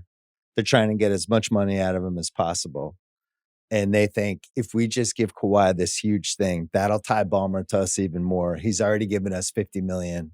We'll give 28 back to Kawhi, and maybe we'll be able to get like $300 million from Ballmer. And this was like some sort of long play Ponzi scheme thing. I was like, all right. I test drove that for a couple minutes and was like, that's interesting. But it doesn't add up to him not doing any work whatsoever for $28 million. I just can't figure it out. The thing that makes the most sense, which is always how these things are litigated in people's minds. I don't know, the investigation that the NBA will have all these different steps. But the thing that makes the most sense is that Steve Ballmer's and the Clippers tried to go around the salary cap to pay Kawhi Leonard more money. That's the thing that makes the most sense. Well, it's like that Amy Bradley where she falls off the cruise ship, that Netflix thing. And there's like 17 theories of what happened. It's like, or maybe she just fell off the cruise ship. Yeah. And that might have been what the answer was. Well, we'll find out. I think a lot of this has been pretty funny. Like even ESPN yesterday, they were talking about it and they were going through all the sponsors that, like Joel Embiid. Well, I think McMenamin was doing it. Joel Embiid, the team had to deal with this, and Joel McD. He also did a thing. It's like, no, but none of those people were making $28 million to do nothing from a team sponsor. And they did something. That's the whole thing. Like Jason Tatum's got to deal with the Celtics sponsor. Like he's in all these commercials. Like they're all doing something. It comes back to the fact that he did absolutely nothing and got paid $7 million per year. That I don't know how you explain that away. That to me is going to be the hardest part of all. You're saying that Tatum's involved in something? Hey, no. Great guy. Make some calls. That's Tatum, what I want to see. That's a war with me and Pablo. I want to see part 2. If he goes after Tatum, I want to see. That's it. I want to see. That's the franchise that we really need to be keeping our eye on. No, that's not As true. someone Don't that listen to regularly Pablo. appears on NBC Sports Boston, there are lots of Tatum commercials doing that stuff. So he's true. providing services. He's putting in the time. All right, we're taking a break, and then let's talk about the fight. This episode is brought to you by HubSpot. Did you know most businesses only use 20% of their data? Wow. That's like leaving most of your playoff roster on the bench. Come on. We're making just 1/5 of your shots. Point is, it's going to be pretty hard to win unless you have HubSpot. Their customer platform gives you access to the data you need to grow your business. The insights trapped in emails, call logs, transcripts, because when you know more, you grow more. Visit HubSpot.com today. And now it's time for a special part of today's episode brought to you by NFL Sunday Ticket on YouTube TV. I know technically there's no such thing as too much NFL, but on 1 p.m. on a Sunday ET, 10 a.m. in the morning on the Pacific Coast here, you're flipping through the channels, you're trying to follow these games. You don't need to do it that way. It's the whole reason NFL Sunday Ticket on YouTube TV is basically a must-have from September to January because of multi-view, but we'll get to that. It's the only way to impose order on the chaos, get every game, every Sunday all in one place with features that help you stay on top of all the NFL action. Local and national games on YouTube TV. NFL Sunday Ticket for out-of-market games. Exclude digital-only games and commercial use. Terms and embargoes apply. No refunds. Okay. So we have week 2. We have 9 early games, as we call it out here, because it comes out at 10. And I'm going to give you the 4 to put on your multi-view. I think Jacksonville, Cincinnati, weirdly, is a must. Cincinnati's offense needs to get going. Jacksonville's offense might have a chance to get going against Cincy's defense. I'm in on that one. I'm in on Chicago, Detroit. What are we getting from Caleb? 2 0-1 teams. Whoever loses that game is in a lot of trouble. I think I'm in on Buffalo and the Jets. The Jets looked good last week. Buffalo, obviously, coming off an amazing game. And then last but not least, Seattle, Pittsburgh. 2 teams that I think both have a chance to be playoff teams. Seattle, probably not if they lose this game. Notice how I didn't put the Pats and Miami in there because I'm an honorable guy. And it's not one of the best 4 games. Sorry, Pats fans. Just remember, with NFL Sunday Ticket on YouTube TV, 1 p.m. should be the best part of your Sunday. You're in the driver's seat. Pick every game every Sunday all in one place. Control that chaos. Trust me on the multi-view. For a limited time only, get $36 off NFL Sunday Ticket using BS36 at checkout. New users only while supplies last. Ends 9/22. Go to youtube.com/BS to sign up now. Local and national games on YouTube TV. NFL Sunday Ticket for out-of-market games excludes digital-only games and commercial use. Device and content restrictions apply. Terms and embargoes apply. No refunds. All right. Canelo, Crawford. Van texted me last week, and he's like, I got to talk about this fight on your pod. You've only invited yourself on the pod like 3 times. Yeah. And you're like, I'm watching these clips. I have real takes. And I was like, well, I'm going to talk to Mannix about it. So we'll do it, the 3 of us. I'm going to start here. The biggest fights of the 21st century, which I was like, oh, I'll be able to rattle these off. Like if I go back to when I loved boxing in the 70s and 80s, I could just rattle off all the biggest fights, like instinctively.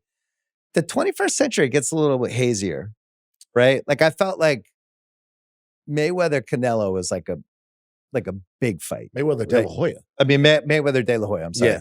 Mayweather-De La Hoya was big fight. The kind of press that like Hagler-Leonard or Hearns-Leonard or the kind of fights from the 80s. We've had some heavyweight stuff. Tyson Lewis was big, but from an interest standpoint and a legacy standpoint, this might be the most interesting of the last 25 years. And I don't know if I'm in the minority on that, but that there's so many ways this could go. And yet I don't feel like anyone's talking about it. I wouldn't say it's the most interesting. Like top of my head, like my list of Let's hear it. Roy Jones, John Ruiz was, I think, in 2003. That was when he moved way up. We moved to heavyweight. Way up to fight at heavyweight. But Ruiz wasn't like George Foreman, you know? Yeah, but that had never been done, I think, at that time before. Yeah. Like that was like the real test of Roy's greatness. I remember buying that on pay-per-view back in the day. De La Hoya Mayweather, of course. De La Hoya Pacquiao, not quite on that level, but it was still pretty big. Mayweather Canelo was big. And then the biggest is Mayweather Pacquiao.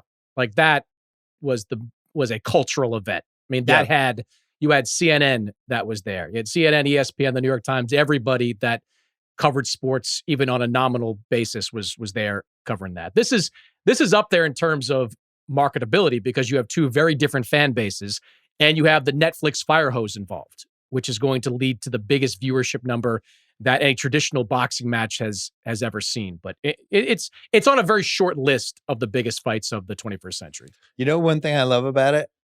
It's a good fight to argue about. Yeah. Where you could really make strong cases for each side. And you could, like, I still don't know who I'm betting on. I have a sense, but I could still be swayed 4 days in. It's a fight to me where the traditional wisdom and the boxing knowledge, the traditional boxing wisdom and the boxing knowledge hardcores are like butting heads. The traditional wisdom says the bigger skilled man wins this fight if you're jumping up 2 weights, and that's Canelo Alvarez. However, most of the hardcore boxing people are so amazed at the skill and toughness of Terrence Crawford that they really feel like he can beat this version of Canelo Alvarez. They really feel like that's the key thing, this version of Canelo Alvarez. Right, and that's the tension in the fight. I guess for me, it's also an interesting fight because it's a fight between 2 guys that are all-time greats in their sport. Yeah. But in my opinion, and maybe I'm wrong about Canelo Alvarez, it seems like they failed to become all-time pop culture greats as But do you know why that stars. happened? Because neither of them really had the awesome fight. Like Leonard had the Hearns fight, right? And he also had the 2 Duran fights. And by the time he got to 1982, he felt like you still have to have like the memorable something. Even in the NBA, you still, like Bird and Magic needed the 84 finals to elevate that. Like if you ask somebody like, what's the most amazing Canelo fight? They'd list stuff, but it's not something like you would be watching 50 years from now. Well, Crawford has that fight. Crawford has that fight. Crawford's just complete. Crawford killing Spence. Yeah, that's one of the top performances I've ever seen before. Yeah. Yeah. But Canelo doesn't. Do you think he has a fight like that?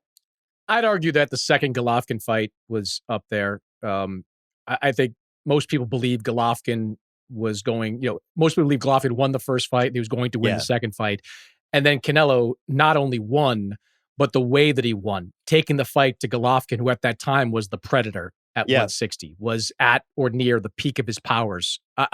It was such a long time ago now. What was it, 6 years ago, 7 years ago at this point that we kind of forget. The Crawford stuff is interesting to me because I think a lot of people are looking intently at Canelo Alvarez's last fight, which was lackluster. I was there in Saudi Arabia for that fight.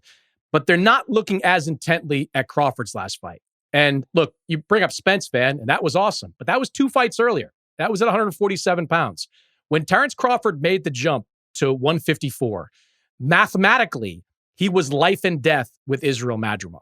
Israel Madrimov is a good fighter, but I encourage people to look at the statistics of Terrence Crawford as a welterweight versus the statistics that he had at 154, the one fight he had there. At welterweight, he was a volume power puncher. He was a guy that hunted you down. Against Madrimov, the number of right hands he threw dropped precipitously. The punch output per round dropped precipitously. The landed punches per round dropped precipitously. Like, he was a very different fighter at 154 against a good, solid B plus level opponent. Now he's jumping up 2 more weight classes. And look, people have done this in the past. I mean, Sugar Ray jumped up 2 weight classes to fight Donnie Lalonde. Yeah.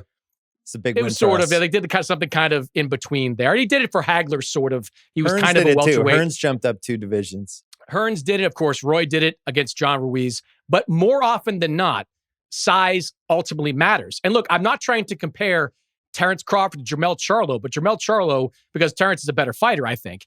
But Jermell Charlo jumped up 2 weight classes 2 years ago against Canelo and got blitzed. Didn't win a single minute of a single round, got knocked down. Now, I think Crawford can have more success, but I think it's wildly dismissive of what we saw from Crawford the last time out to not take that into account. Well, that's the other thing. He's only 1 fight a year for 5 years. Yeah, he's getting older. What I would say about the Madrimov fight, and what I think some of those people would say about the Madrimov fight, is while Madrimov is a B to B plus fighter, that he does present to Crawford, who was jumping up. I thought the matchmaking was bad in that fight.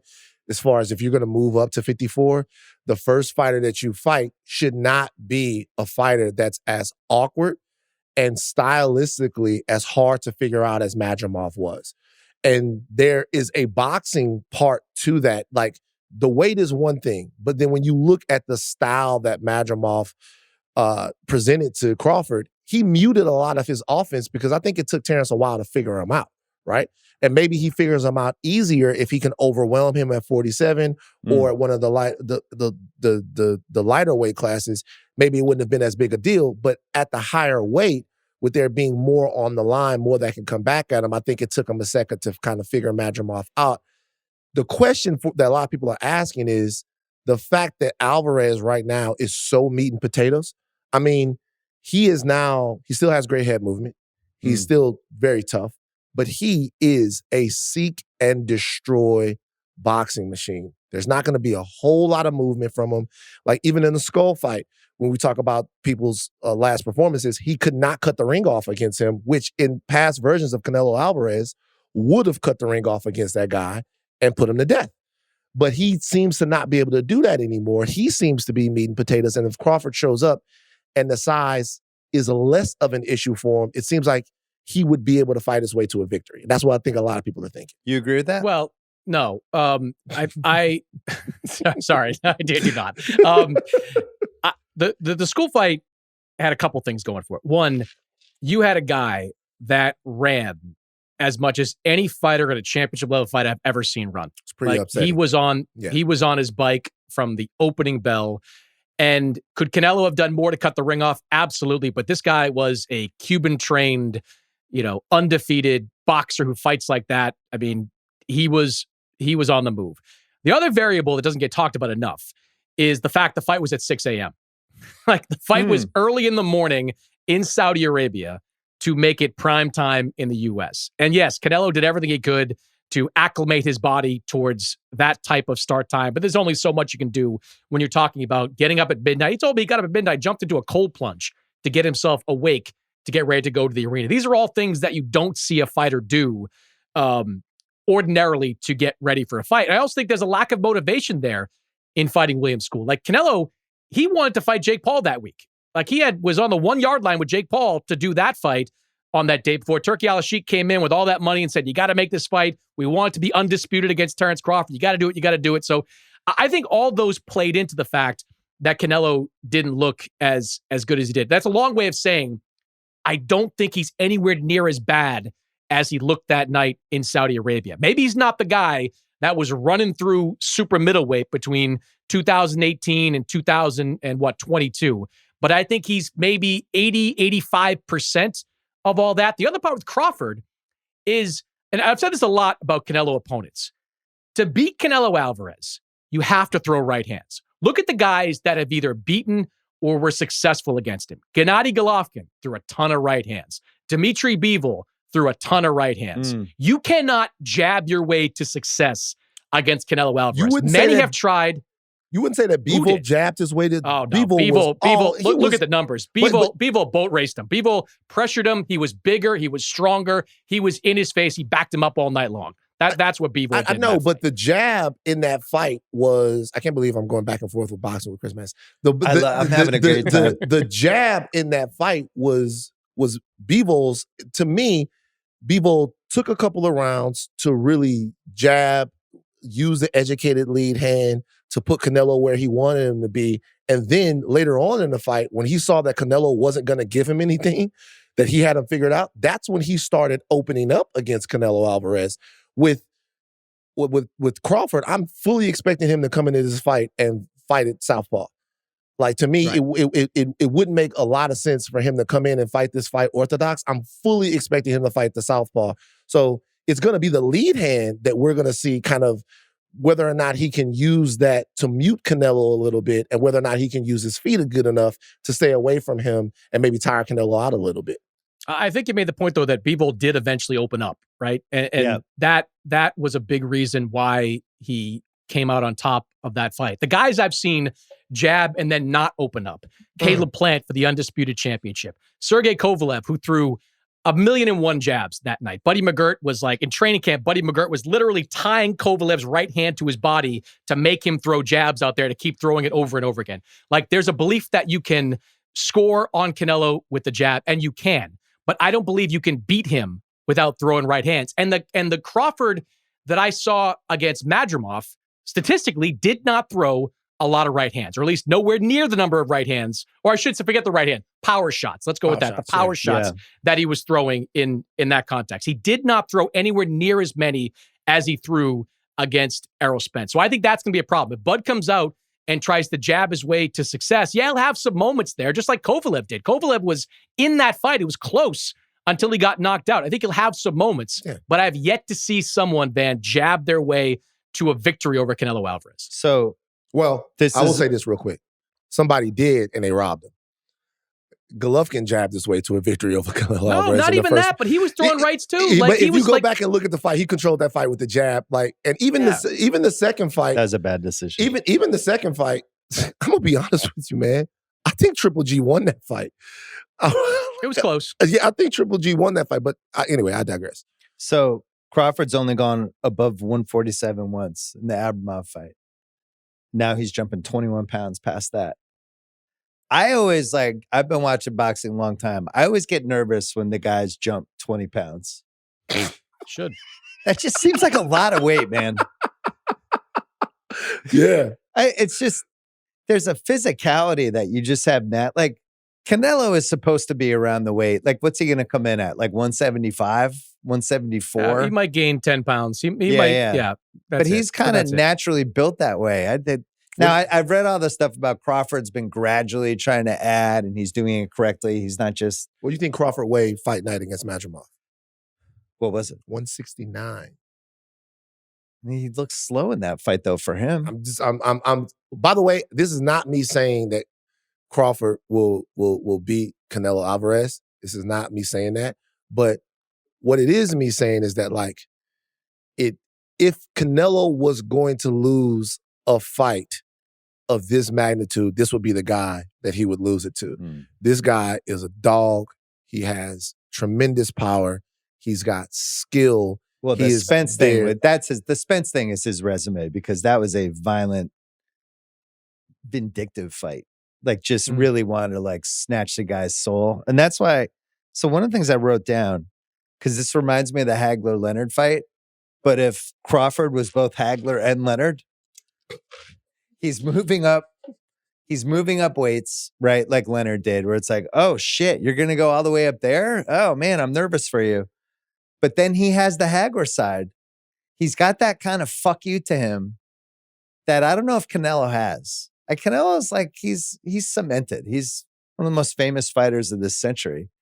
I know Crawford is in the boxing community, but like my mom doesn't know who he is. I don't know if he's had his moment yet. And I wonder, like, I hate to do the first take, like the morning sports show thing, but because obviously the fight means more to both, but it really means more to Crawford, I think. Oh, I think this is way more. A more important fight for him, legacy-wise, everything. Way more. He could become the first 3-time undisputed men's champion in the 4-belt era. That would be something. And he would also, I'd argue, add the first Hall of Fame fighter to his resume. You look at Canelo's resume, loaded with Hall of Fame guys. He's had awesome fights. Some he won, some he's lost. Crawford, like, what's the best opponent on the resume of Crawford? It's Errol Spence, right? Like Errol Spence. He fought Sean Porter, Jeff Horn. But none of, I think you can make a case that Spence gets in the Hall of Fame. It's an arguable one. I don't think it's a first ballot Did you feel Hall like of Fame Spence case. was damaged goods in that fight? I did. But that takes nothing away. I don't want to take away from Crawford there because, he tried to make that fight for years. He tried forever to make that fight happen. Well, and a lot of the guys that in terms of like at 47, a lot of those guys were with Heyman in them, and like he had problems like getting to those fights. So but I also say this, man. So Canelo's Hall of Famers, we would say, are Miguel Cotto. We would say they're Sergey Kovalev. We would say that they're Triple G. All of these fighters. I could look at all Lara, of those. they maybe. Lara, maybe. Well, if Lara's a Hall of Famer, then I don't even know if Kovalev is. Kovalev's kind of. But but Kovalev and Bivol were like guys. I don't know if they could be Hall of Famers. But Bivol, he lost. But by the time he fought, by the version of Sergey Kovalev that Canelo Alvarez fought, like the name mattered. I lost money on that name. But the version, I still believed in the zombie of Sergey Kovalev that Canelo Alvarez fought. We're not talking about Kovalev of 2014 or 2015. But he's been fighting relevant guys now. Really, and when he fought Floyd pretty early. Yeah, it was, in his career. He was like, I went to that fight, ironically. And he just felt like he was 2 years away from it, but took it anyway because it made sense for him to take it. But he's been taking big fights for 12 years. Some of this isn't Crawford's fault necessarily, because like you said, he was trying to make that Spence fight forever. Sometimes he just didn't kind of have his class that came with him. But he's 41-0. Unified He's 31 KOs. And I was thinking, like, if you're talking best fighters of the last 25 years, there's been all these last 25 years lists. And Floyd has to be the best fighter, I think, of this first quarter century, right? I think everyone would be like, it starts with Floyd. And then you could kind of talk about all these different people. But Usyk, Andre Ward, and Crawford, I think would be 2, 3, 4 for me in some order because none of them ever lost. And then you move into that. I don't like the loss part. Like, Canelo lost, but he never lost at a low level. He lost to elite guys. But I'm just saying, like, those guys have to be, after Floyd, mentioned. I would have them 2, 3, 4, right now, but they I'd have put to be Canelo ahead. I'd put Canelo ahead of Crawford at this point, just based on resume alone. Yeah, but that's why Crawford needs the fight. He needs it. Like the two things that you guys touched on there that are, I think, one thing is you've touched on is most important is the weight. Like, muscle is heavy, and Crawford looks fantastic. He looks like a bodybuilder. But this will be his first time ever fighting at 168 pounds. It'll be his second time ever fighting above 147 pounds. I have this argument with Sergio Moore all the time. I feel like I'm on crazy pills where he doesn't think it's that big a deal. He drives you crazy, that Sergio. It really bugs you. I listen to it. It's very, you guys like an old married couple. You guys are a good crew, man. Yeah. We try. Yeah. But he's like, the weight doesn't matter all that much. You can't convince me of that. Like, the second half of the fight, when Crawford is moving as much as he's going to have to move, trying to be as reflexive as he's going to have to be, that the added muscle isn't going to matter. Muscle is heavy. Like, muscle is going to wear on you as a fight progresses. And Canelo, well, me neither. And Canelo has been fighting at this weight for so long. Yeah. He's fought 12 rounds at this weight so many times. He's not going to have any problems. We don't know yet what kind of issues Crawford's going to have with that extra weight. The other reason I like Canelo is that Canelo can be kind of a spiteful body puncher. And one of the little areas of weakness that Crawford has had over the years has been some of those body shots. We saw Agus Kavalauskas at 147 catch him with a body shot that bothered him. Madrimov in that fight caught him with a couple of body shots. I thought they bothered him. One of the reasons guys do not let go of their power hand against Canelo is because they know what's coming back. They know that if you overextend on that power hand, you're leaving yourself open to a big body shot. I guarantee you, Canelo, Eddie Reynoso, their entire team, they're looking for a counter to the body against Terrence Crawford in this fight. And if they land it, that's going to be the first time, Van, that Canelo gets hit or Crawford gets hit with that kind of speed and that kind of power in this kind of weight class. The thing that bothers me the most from the Crawford side of it is his fight tendencies, the way he likes to fight. Even when he is the clearly more talented fighter, he enjoys a firefight. There are times when Crawford doesn't use his athleticism and his feet to get out of situations like he should. Crawford will take a couple of shots. He likes to show you the dog a little bit. It's a Philly fighter, even though he's not. So they always say that about the Philly fighters. He has a fight tendency to engage in firefights and to feel his opponent a little bit and want to return, one, because that's his mentality, but also because he believes in his power. He's not just a powerful puncher, but he's an extremely precise puncher. The coordination and the quick twitch of Crawford is insane, and he believes in that. Yeah. I don't think that would be smart to do in this fight. I don't think it would be smart. He would have to fight this fight, to me, a little bit more like a Floyd, a late-stage Floyd would fight a fight, which is be there, not be there, punch, don't work, get out. Much. Yeah. And I don't know if that's in him. But I'll tell you one thing, I don't know why. I have a feeling that he's going to win. And I know I'm on one of the biggest sports podcasts in the world saying that. I have a feeling that he is going to win on Saturday night. I was shocked by the line. Because I'm with you. I was leaning a little toward Crawford. Canelo, at least on FanDuel, was like minus 190. It's like almost a 2-1 favorite. And Bud's like plus 152, something like that. I wonder if we get closer to the fight. But were you surprised by that? I know the lines, they put them, they're trying to balance the action, but you weren't surprised. To me, it's about respect for Crawford and everything he's done, and a belief that after the skull fight, Canelo has lost a step.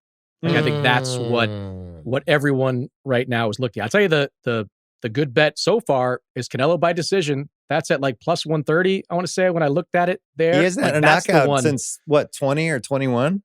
And I don't think Crawford's going to get knocked out. I think Crawford's, even jumping up this much in weight, is too mentally tough and too skilled to get knocked out in a fight like this. I just think that I don't think Canelo's lost as much off his fastball as people think. Also, getting a decision against Canelo Alvarez in Vegas, it's not gonna happen. One of the judges in the Mayweather fight, scored the fight for Alvarez, which which is impossible. It's impossible if you watch. It was a draw. No, he scored a draw, right? I think it was a draw. It was a majority decision for. Yeah, so he scored that's impossible if you watch that fight at all. Question for you. That judge also had stock and aspiration. Same thing, right? Do you think that Alvarez, you say he's not going to knock him out, will Alvarez hurt Crawford? Oh, I'm going to vote yes. Yeah, I'm going to say yeah. The body punch. He always gets at least one body punch in. Even though he hasn't knocked out anybody over the last, 5 or 6 fights, he's hurt everybody during those fights, or at least knocked them down. Like John Ryder in Guadalajara had a busted nose in the 5th round. Jaime Munguia was knocked down, and I thought he was out cold in the final round. Canelo just kind of carried him all the way to the stretch. Edgar Berlanga, had a parade because he went the distance with Canelo, but he got knocked down in the 3rd round of that fight. So he always, especially early on, he always has some moment because guys don't really get the speed and power combination that he brings to the table. He cruises a lot more than he used to. And you can even go back to the 3rd Golovkin fight to where you started to really noticed that. Like he was up 6-zip, 7-zip on Golovkin, and then Golovkin mounted a little bit of a comeback in the second half of that fight. So that's eroded from his game. But the first half of a fight, he's dangerous, and I do think he's going to catch Crawford with something that buzzes him. Could you give us because I'm sure you've spent time around Crawford. Yeah. Give us the vibe. You've been around a million NBA players. You've been around a lot of famous athletes. What's the vibe with him? How would you describe him? I mean, he's ruthless. And I say that in a complimentary way. Like he's singularly focused on winning and believes that there's nothing that can stop him from doing it. And I see that in some of the all-time great NBA players. And Kobe, he's got a kind of a Kobe vibe to him, if we're being honest. Like he's got that relentlessness, that the belief that he can do anything. He's also, I don't think Kobe had this because Kobe wasn't really around as much during the social media age, but Crawford's got rabbit ears. Like Crawford sees and hears everything people are saying about him. He claps back on Twitter, not quite in a Durant-like way, but he's been known to jump on Twitter and fire back at his skeptics. Like he and I have had issue over. He and I started having issue after I scored the fight close for him against Madrimov. He was upset at how I scored that fight. So he sees everything. Like he and actually takes got everything. upset with you online, or like how not did online, you know he was but like upset? when I see him and run into him, and I've run into him several times. It's fine. Like it's not acrimonious, but it's he sees skepticism and he puts that in the old fuel tank and absorbs all of it, no matter where it's coming from. That's the difference. But in terms of like the comparison, I think Kobe's a good one. Like he's relentless. He's a killer. He believes that his talent and his willpower is enough to do anything in the boxing ring. I'm into him. I actually just really like him as a character. I don't feel like he's gotten his just due. Of all the fighters that I've loved at the lower weights, Rigondeaux, You loved Rigondeaux? Loved him. Wow. I've never heard that before. Loved him. You know why I loved him? He was not an aesthetically like pleasing fighter to watch. Yeah. He was not. That's not what he did. However, do you remember him against whatever? I don't want to start going back through old fights, but I loved Rigondeaux. I loved Lomachenko. The guys at the lower weights that I really like. I used to like Paul the Punisher Williams. Like he was one of my high volume puncher at like 6'1" at 47. But then he got knocked the fuck out. He did. When he went up in weight, right? Wasn't that at 160? God. That was one of like the 54, 10 best 60, I forget what it was. But by the way, him going up to 160 was what was supposed he was never to the happen. same after that, right? Well, he got into a motorcycle accident and that happened. But man, he that was, by the way, he got knocked out in, I think it was the rematch against Martinez, if I remember. No, was it not? Yeah, I can't. I'm not sure. I was there. It was in Atlantic City. I was there, and you could see the eyes open on the canvas when he got knocked out, kind of face first like that. That was one of the best knockouts I've ever seen. You only have one of those. You're never the same out. Like I don't feel like Pacquiao was ever the same after he got sent to next year by Marquez. What I'm saying though is of all the guys at the lower weights that I've liked, obviously Lomachenko in his heyday was like a ghost. He was an apparition. He was there. He wasn't there. He was all around you. It was something like I had never seen before. Crawford is the one that carries himself to me more like a heavier, I'm going to throw my weight around the ring and impose my will on you type of fighter. He's the guy that steps into the ring with you and like every single part of that ring, it's like you're in a lion's den. Like he is a stalker, like a freak. And so I think there's a mentality there to that. What he did to Errol was actually like tough to watch after a point. No, it was like Ali Cleveland Williams type, like Floyd Patterson, just like torture boxing everywhere. Yeah, he could do nothing. We're gonna see how far that goes, and that's what I love about boxing. What I love about boxing is always when everything that the fighter has, not just their skill set, but their cultural presence, their identity, who they think they are. When a fighter is fighting and you get to see the moment in the ring that he realizes he's not who he thinks he is against this particular guy on this particular night. Yeah. And does he run from that or does he push past it? That is why this fight is so interesting to me, because that's the type of challenge that Canelo Alvarez presents to Terrence Crawford. Well, the funny thing is Netflix had that horrific Tyson fight. I mean, one of the worst events that's been put on at least this decade, right? Now this is the opposite of that. Like this is a gather together, and this could be like a generational fight potentially. I don't know. That's the thing too. Like, I think it's an incredible fight.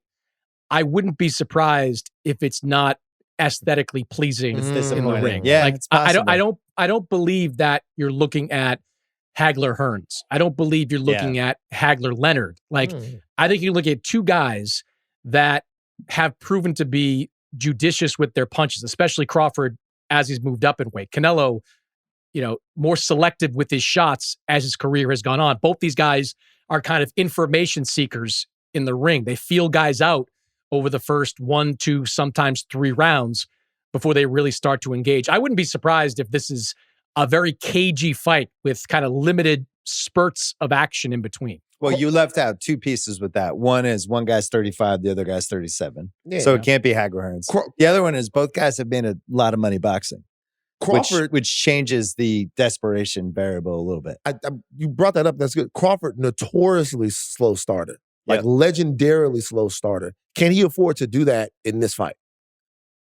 I don't think so, because I think the longer this fight goes, the more it favors Canelo for all the reasons I laid out there. The weight, physicality of it all. I think he's got to try to find a way to build that early lead. And Canelo has given opponents opportunities in the past. Like, there have been a couple of rounds of fights of Canelo that I've called where he hasn't landed a punch or he hasn't even thrown a punch. Canelo Callum Smith first round didn't do anything. Canelo Billy Joe Saunders first round didn't do anything. Like, he eases his way into a fight. I think Crawford and his team have to find a way to take advantage of that and at least, squeeze out some statistical wins in these early rounds.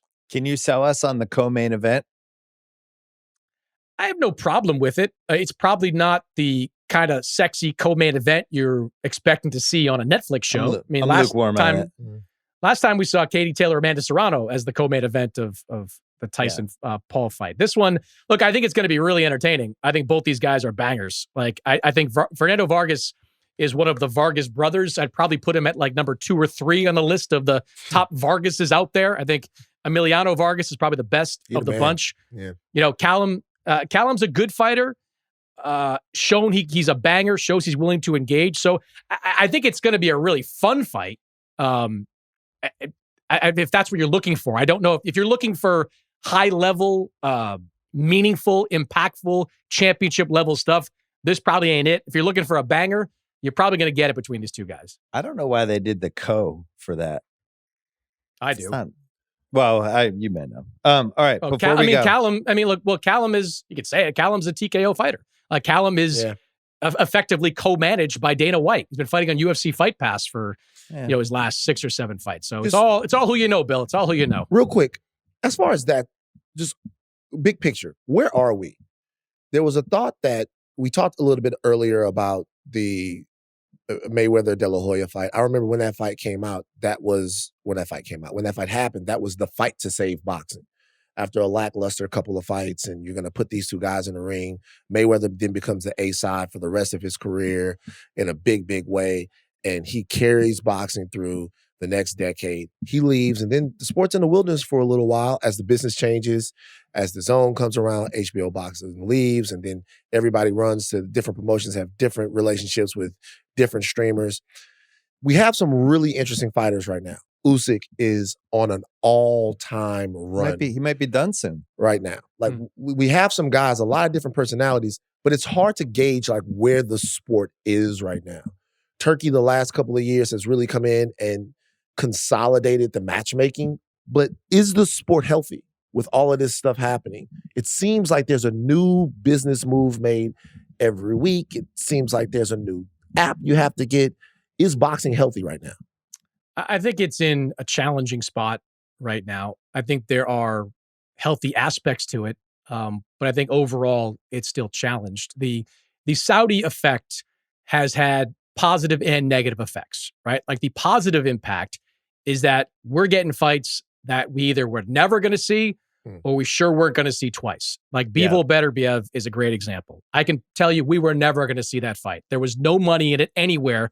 Both those guys have no fan bases and no ability to sell pay-per-view. So you needed Turki Al-Sheikh and the Saudis to come in, pay for that fight. Getting Fury and Usyk twice in the same year is the kind of thing you'd never get. So you get a lot of great mega events as a result of the Saudi influence in boxing. Among the problems, though, is that a lot of these fights are taking place in a different part of the world, which means that people are being asked to watch it in the U.S. at like 3 o'clock in the afternoon, often when college football's on or the NFL is on or whatever's on Saturday. You're going to the beach in the summertime. So there's a challenge. And I think a bigger issue is that because these Saudi purses are so big, fighters are willing to wait around and not fight with the hopes that they'll get one. I'll give you a quick example. Teofimo Lopez, still one of the bigger names in boxing. By all rights, Teofimo Lopez should be fighting a guy named Richardson Hitchens at Madison Square Garden in November or December. 2 New York area fighters, 140-pound title holders, the both of them. That is an excellent fight to make at MSG. Instead, Teofimo, who would probably make like $2 or $3 million to fight Hitchens, is sitting around hoping that Turki Al-Sheikh will come forward and give him $6 million to fight someone like Shakur Stevenson, over in Saudi Arabia in January of this year. So I think that's... And Aspirations offering him $7 million not to fight at all.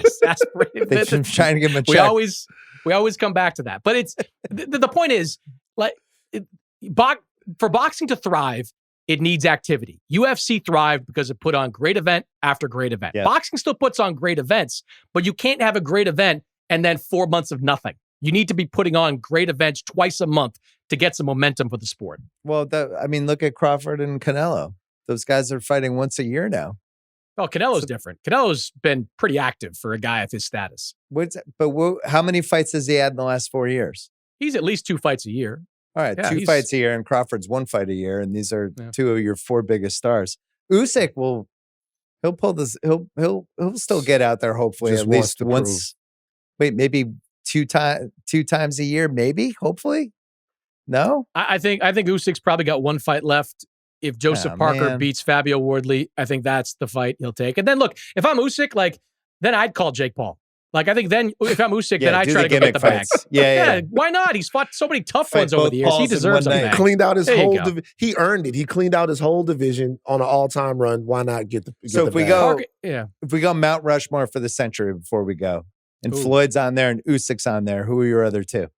Andre Ward would have to be on there for me. Sure. He was, to me, the fighter of the decade between 2010 and 2020, even though he retired in 2017. He had a tremendous run. And Pacquiao's got to be on there. So that's your 4?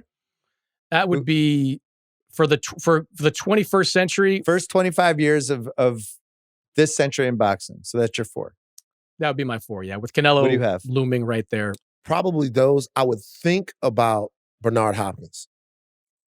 I looked at him. I would think about Bernard Hopkins in that situation, and maybe even on an outside level, just honorable mentions. Tyson Fury would be there as well.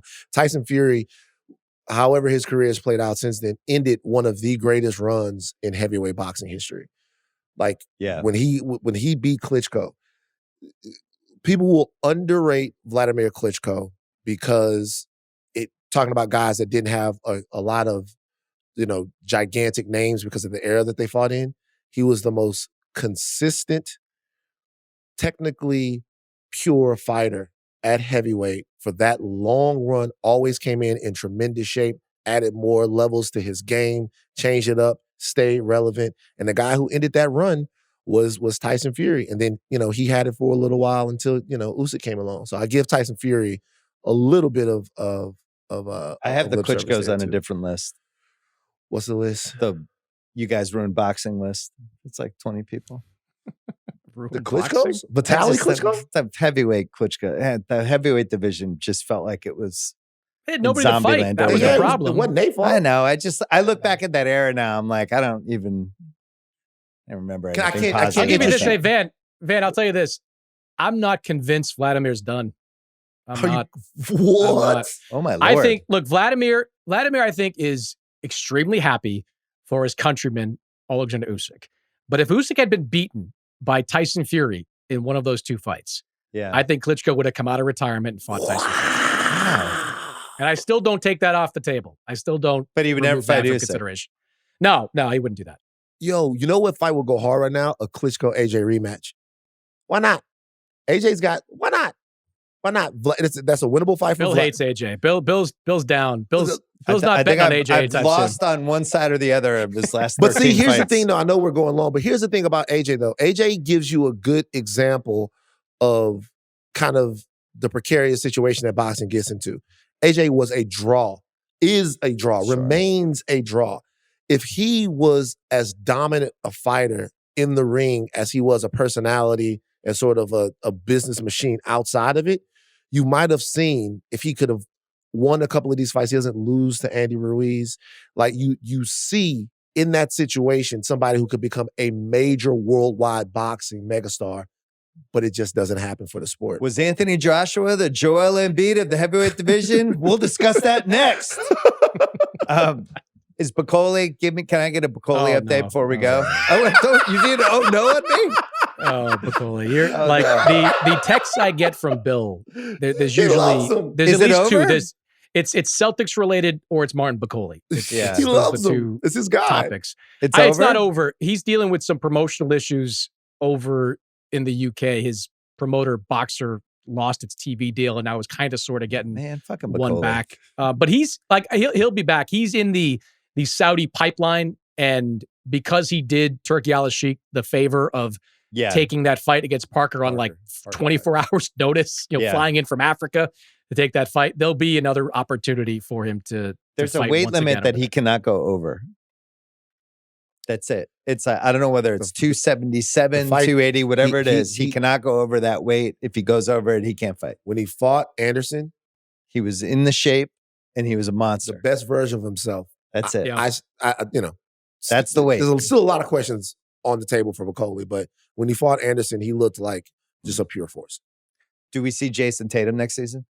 Oh shit! No, I just think they're going to Did you be see how he stopped? so they're going to be so mediocre that there's probably going to be people wondering why bring him back, right? Yeah. Like they're like 1 3-week stretch injury from Jaylen Brown of being, way outside the play-in mix. Like who's the starting center right now? Who's the starting power forward right now? As bad as the East is, I just think there's going to be no appetite to bring him back. Good. Yeah, honestly, I think they should just contract Don't look the so whole happy franchise. about this. I think they should just get What are rid of you the doing? franchise. You There's just no went reason to for them Boston even and talked pay. about how great it was. I loved Boston. I loved Boston. And Bill, he's in Bill, like Boston. what people have to keep remembering is that they have control of this draft pick. Like what is the best thing what's long-term interest of the Celtics? What's the best outcome for next season? Okay. To get a lottery pick. The coach, and I say this in the most complimentary way possible, is an absolute psycho. And I don't see him rolling over during a season and being like, yeah, whatever. He's a maniac. He's not doing it. There's no way. Sometimes you just don't have the horses though, man. He'll figure out, he'll be like, we'll shoot beat. 73s a game. Chris have to have guys that can do it. Chris Mannix, good luck at the tables in Vegas. Say hi to our guy, Bud. So your pick is Canelo. Canelo decision would be my pick, yeah. All right, great to see you. Thanks for coming on. You got it, man. All right, that's it for the podcast. Thanks to Van Lathan for sitting here the whole time. Thanks to Bryan Curtis. Thanks to Chris Mannix. Thanks to Gahau and Eduardo and Ceruti. And I will be back on Thursday on this feed. We'll have a guest, and then we're going to do some Ringer 107, which did not go well in week 1. This might be my worst idea ever because we're 1-4 heading into the second week. So going to be trying to turn it around. I will see you on Thursday night.